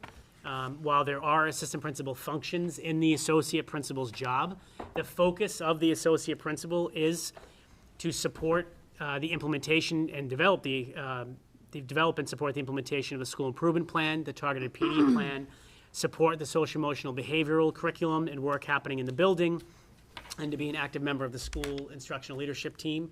And we're looking to do that in the price range of $90,000 to $100,000, 12-month position. Currently, the interim salary is $97,500. So it's not any new money, it's not different money, it's the same money. We are just looking for a different model. I also want to mention two other pieces that are really important to this. We don't know what our regional agreement is going to look like, if we're going to get the planning language in that we need. And so with that, we're not sure ultimately what that associate principal role will look like. But we need the flexibility to change that as we continue to evolve the structure of our system. And the other thing that has been discussed is at Millville, the principal is a single building administrator.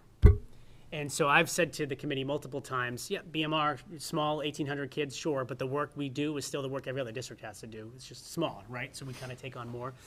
So the idea of the 12-month associate principal is that they can also help out Christina with some summer projects too.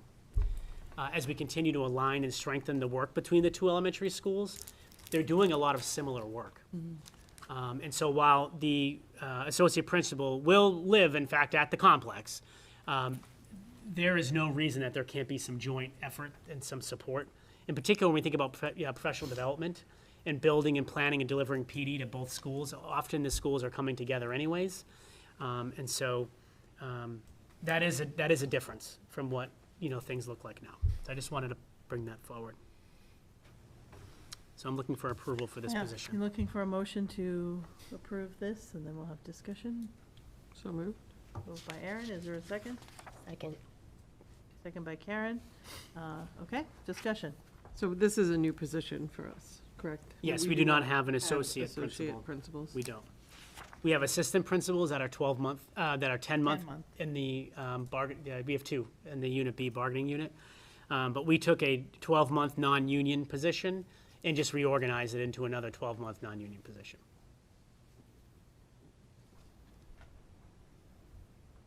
Any other discussion or questions? Would this person also serve as principal? Could this person potentially cover Christina? Is this? Yep. When she's absent? I think we talked about some Substitute. funds, how we cover That could her absolutely happen. fund-wise. For sure. And I think the more we start to kind of triangulate, maybe is the right word, the elementary schools are aligned, I think the tighter that is going to be. I only have two concerns, because I do see these roles being very similar, vice principal versus associate principal, and I still feel that they're entry level. So my concern is in the requirements, and I think this just might be standard, at least 3 years of teaching and/or professional experience. I think it should be higher than that if we're going 97 to 100,000. I don't think it should be, but, 95 to 100. 90. Oh, 90, while you were out, we changed it to 90. Oh, Sorry. Well, was it 90? It's Okay. 90 on the, Oh, yeah, but Yeah. she was out when you there it is. clarified it Explain on that paper. Even if I'm thinking 100,000 and a requirement is at least 3 years, I think that 3 years needs to be a lot higher than, That's not a lot. it's not a lot. It's not a lot, and it speaks to credibility, it speaks to relationship building, it speaks to experience. I just worry that number, if we're going to approve this particular position at the tune of $90,000 to $100,000, I think that requirement should definitely be different than at least 3 years. That's just, I have a real concern with that. Is there a range that you've looked at before, or what would a, it's standard. It's standard. Yeah, but we're happy to make the Yeah, modifications. I don't have an issue with that. I just have a concern, and just as a general statement that, Should be somebody who's. It should be somebody who's more qualified, experienced, and like I said, I still feel this is an entry-level position. And I do see all of these specific duties very similar to that of an assistant principal. And I feel like if we're going to put 90, and it could be 100,000, I think the requirements should be more than 3 years. Sure. Happy to change it. Any other question or points? I see it, okay. I was just looking at the discipline factor. Is this your primary disciplinarian in your building? They'll be It says partnering with- assist, I'm not sure what that, Because they'll be partnering with, what we're trying to do is take a more proactive approach. So they're going to be assisting the adjustment counselors on some of the preventative stuff, but also supporting the principal with the discipline piece of that. Because we don't want the kids confused between somebody who's doing proactive, preventative, like a counselor, versus then disciplining. Do you know what I mean? Like it confuses kids. So they'll be supporting the principal with the discipline end as well. Anyone else? This will be for effective July 1. Yes.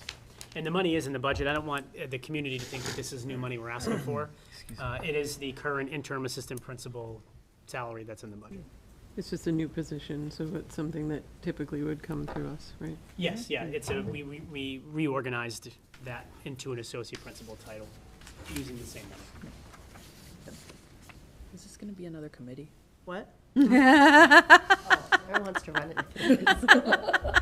A hiring. We'll cross that bridge. Yeah, never mind. Get a budget. Post it. There's a motion, anyone else? Okay, there's a motion on the floor to accept the associate principal position. All those in favor say aye. Aye. Opposed? I'm sorry. Abstentions? I'm good. Oh, I didn't say anything, I just was like you're an aye, reading. though? Sure, yes. Okay. All right, so approved.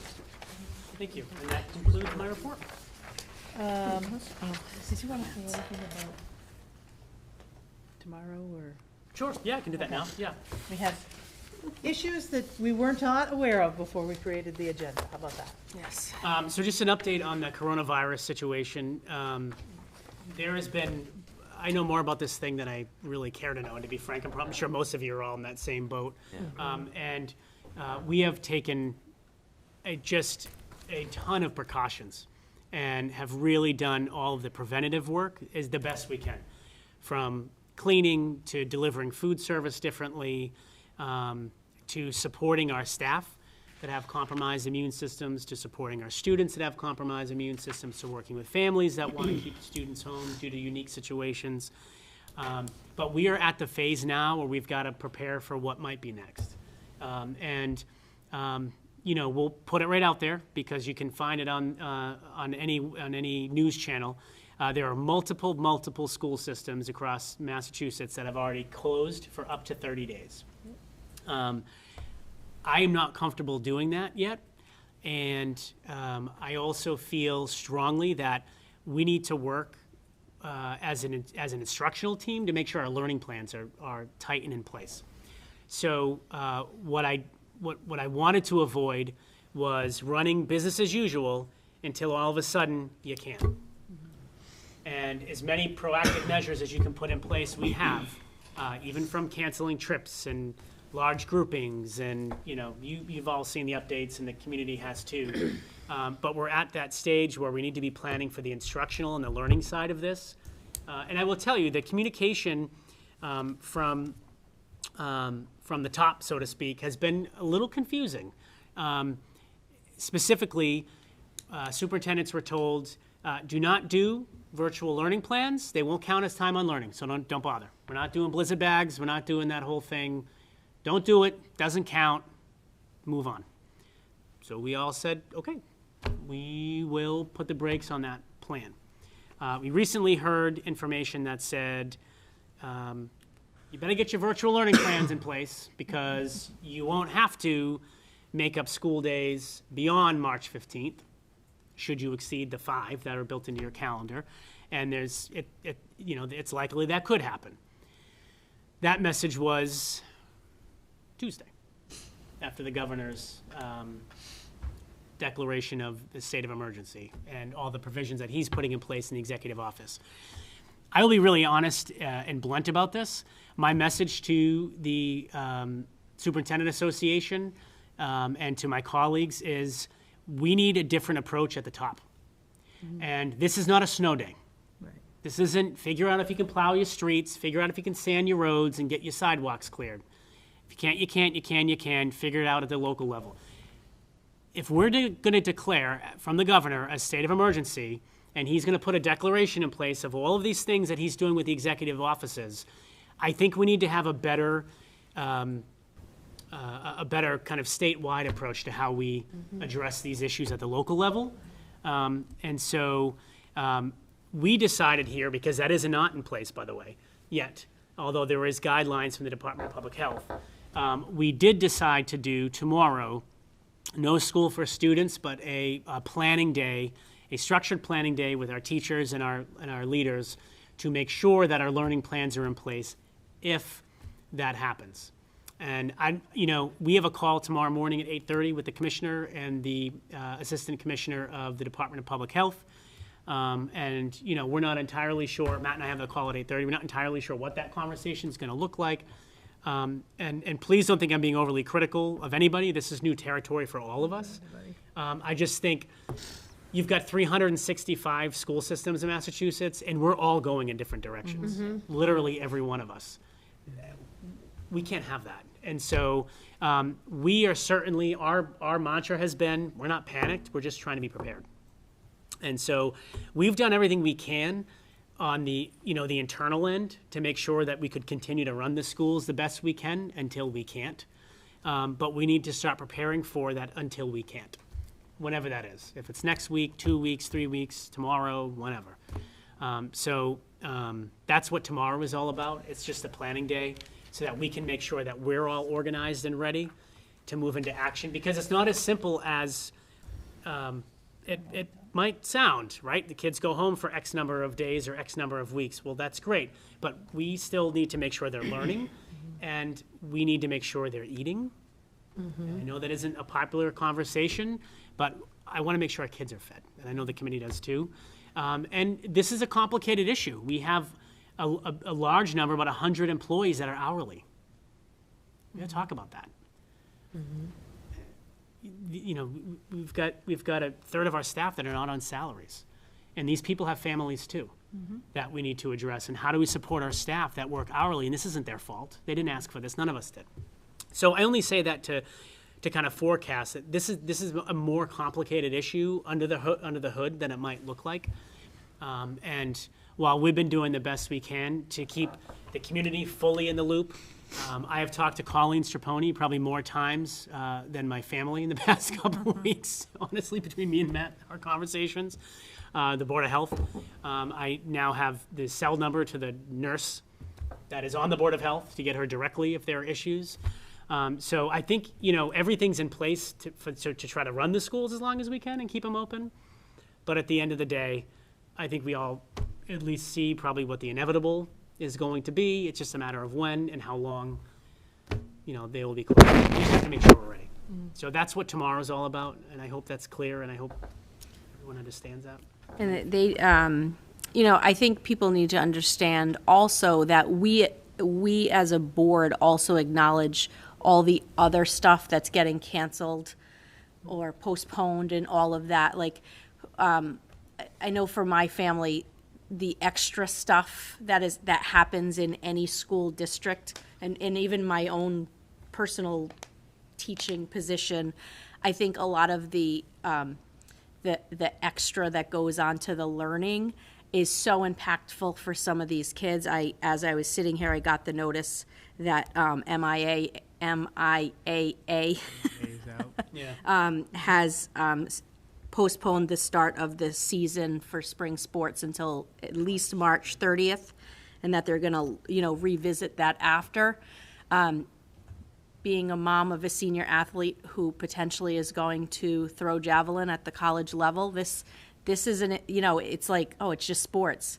But for these athletes, it's more than that, and we understand that, but again, we have to follow what the MIA says, and, you know, we have to acknowledge that if they're canceling the Bruins and the, you know, the NBA, like, we just have to kind of go with the flow, but know that we understand that it's impactful, and we have to follow what our leaders tell us as well. Yeah, and So- particularly, I think, to this senior class, because we forget, they're also the ones who had the mosquitoes in the fall when they couldn't be outside after 6 o'clock, and you know, now I mean, you know, there's potential for prom issues, there's potential for travel issue, you know, there's just potential out there, and to Tammy's point, you know, we acknowledge that, we all wish it were something different, but we also all wish for safety, for security, for health, for food, for the people in our district. So we'll follow the guidelines, and we appreciate the proactive, preemptive planning in this case. Okay.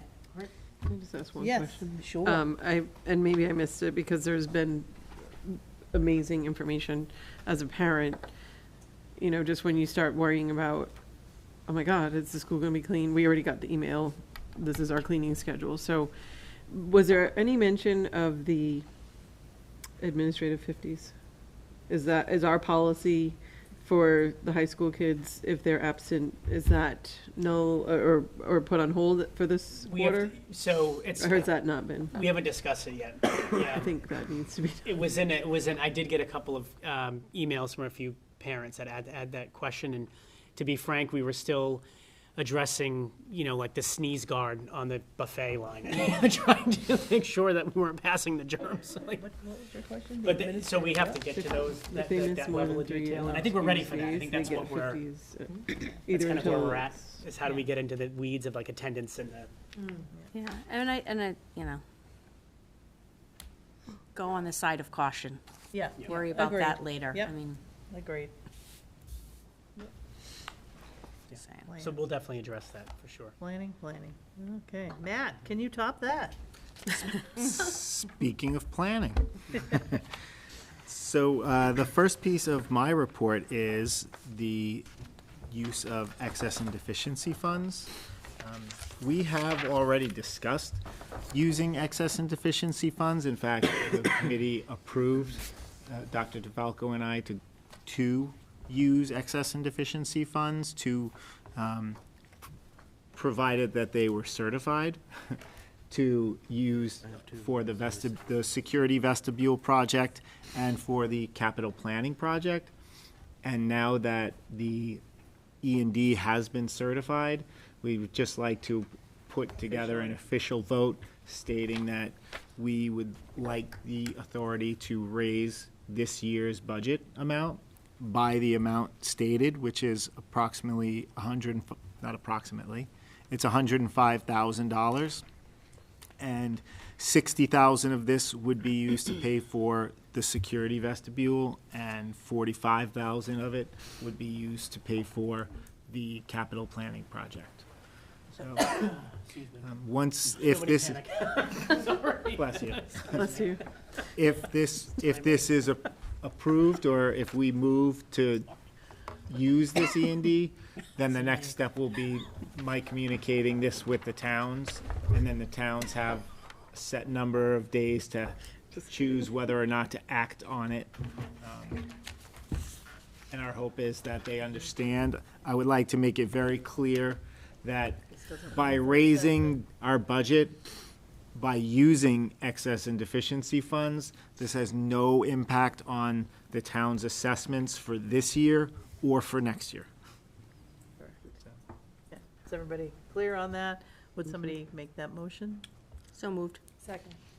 Okay, moved by Tammy, seconded by Wendy to use $105,000 out of our excess and deficiency in this fiscal year to cover the construction of the security vestibule, thank you, and capital planning project, not to impact the town's assessment for either of our towns.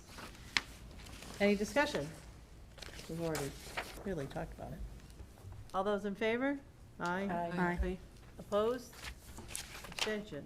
All right. Do we need to sign?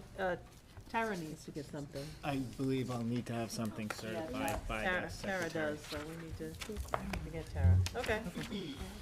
Take those next steps.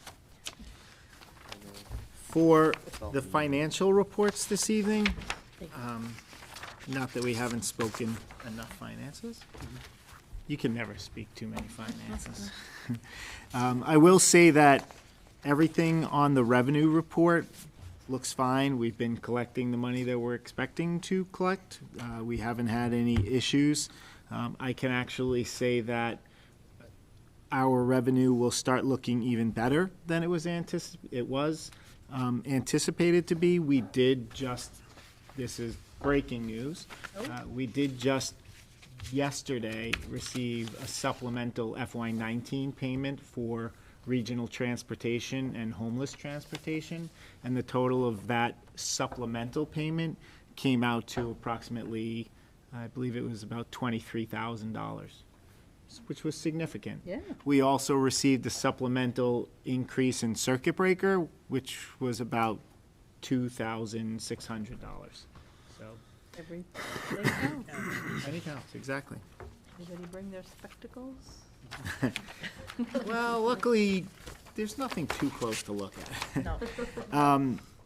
All of the discrepancies where we show some variance between where the current available balance is to what we had planned, the notes have already been Yeah, been explained. there, yeah. There's no new pieces that have arisen since our last meeting.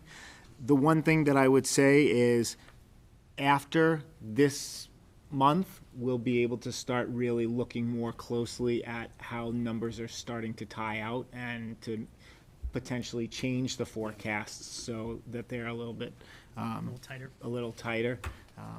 The one thing that we were waiting on specifically was, the retroactive payments for the Unit A contract, and then for those salaries to go into effect.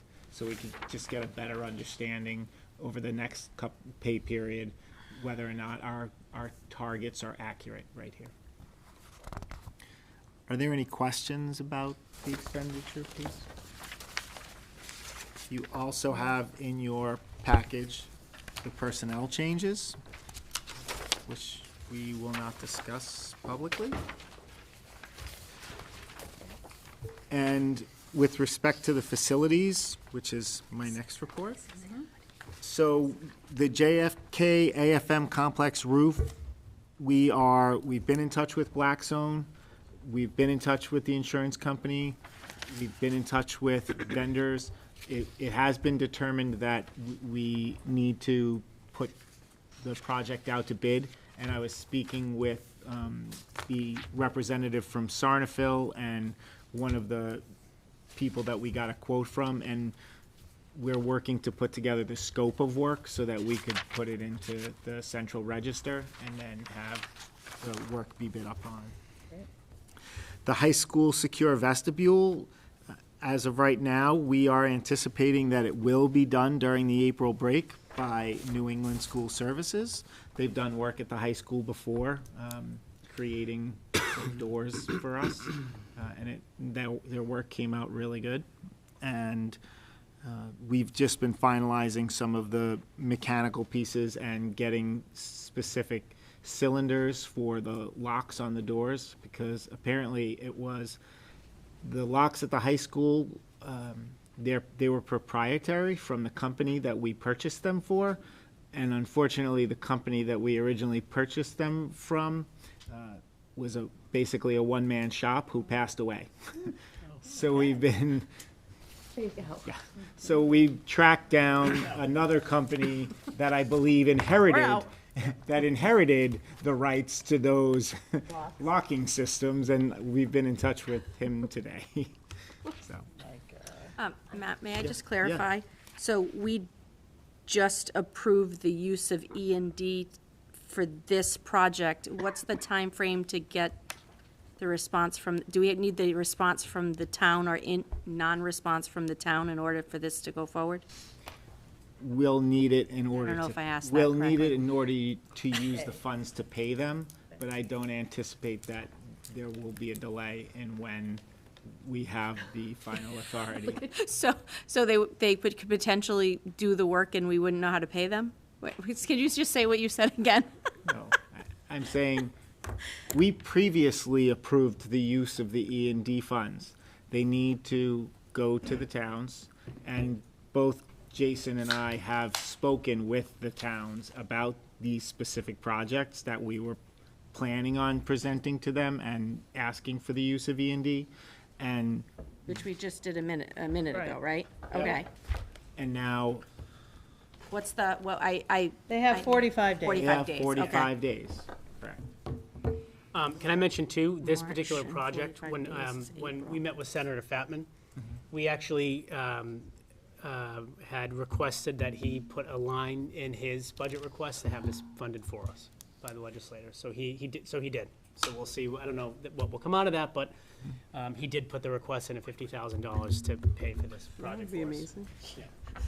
And both of these projects have been discussed with both town administrators and both town finance committees. I don't foresee it being an issue of them saying, no, we're not going to allow this. Well, they can't say no. They can't say no. They can ignore. They can ignore. They can't say no. They have to bring it to a town To a vote. town.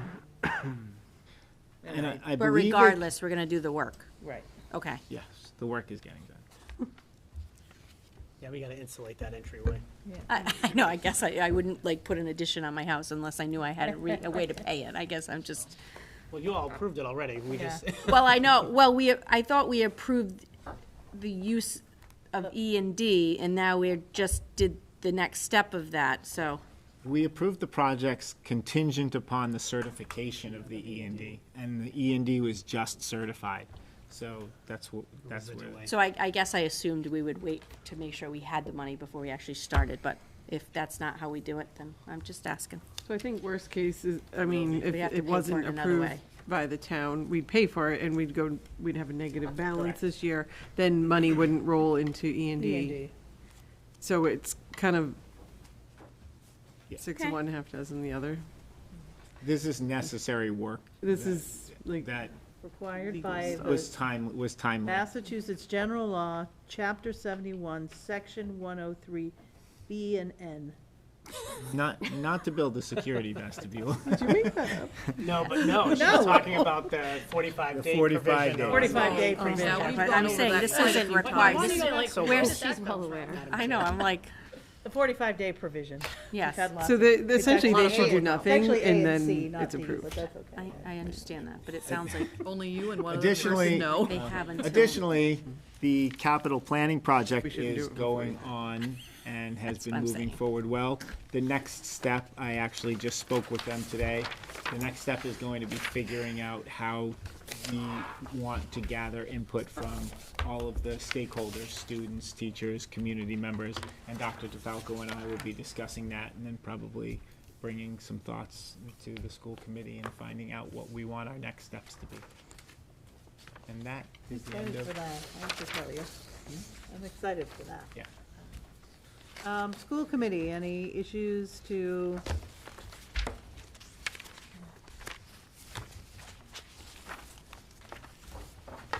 Okay, I would like to make a comment. I did attend the Blackstone Board of Selectmen meeting on one night this week, Tuesday. And there was a large contingent of folks who attended the meeting to speak on a topic that was truly a school committee topic. And I would like to remind the public that we do have a public forum at school committee. And if there are school committee issues, then that would be an appropriate place. Not that towns are not, they certainly are.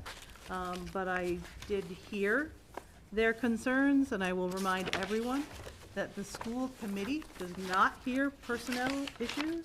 We are not administrative. We are a board that governs the district through policy, through hiring of a superintendent, through budget.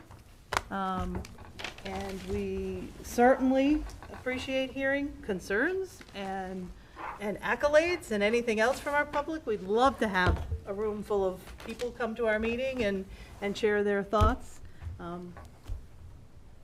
But I think information is important, and I'm hoping people seek out correct information in terms of process, not behind, but process.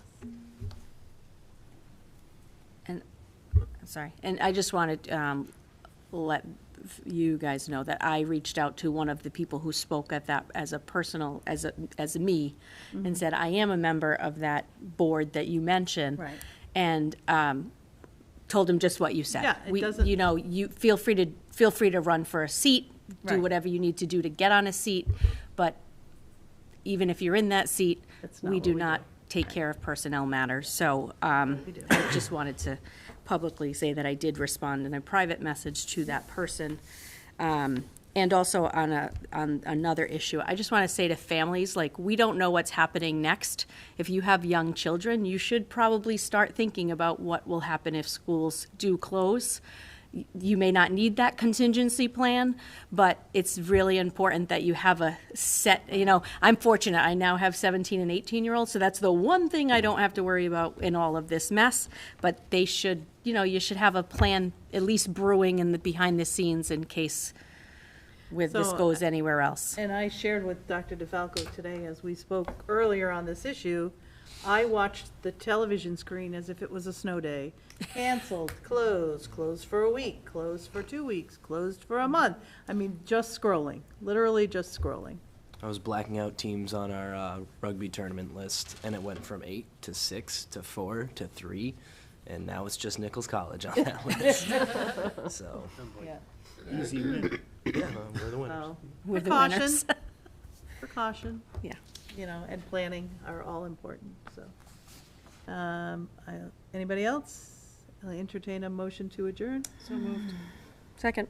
All Are we those in moving favor? into executive? Aye. Aye. Do we have executive session? I don't have anything. No. We already voted to adjourn anyway. If folks Just a moment. wouldn't mind staying for about 2 minutes, though, I do have something off camera that's not school committee related. How do I, A question. no, how do you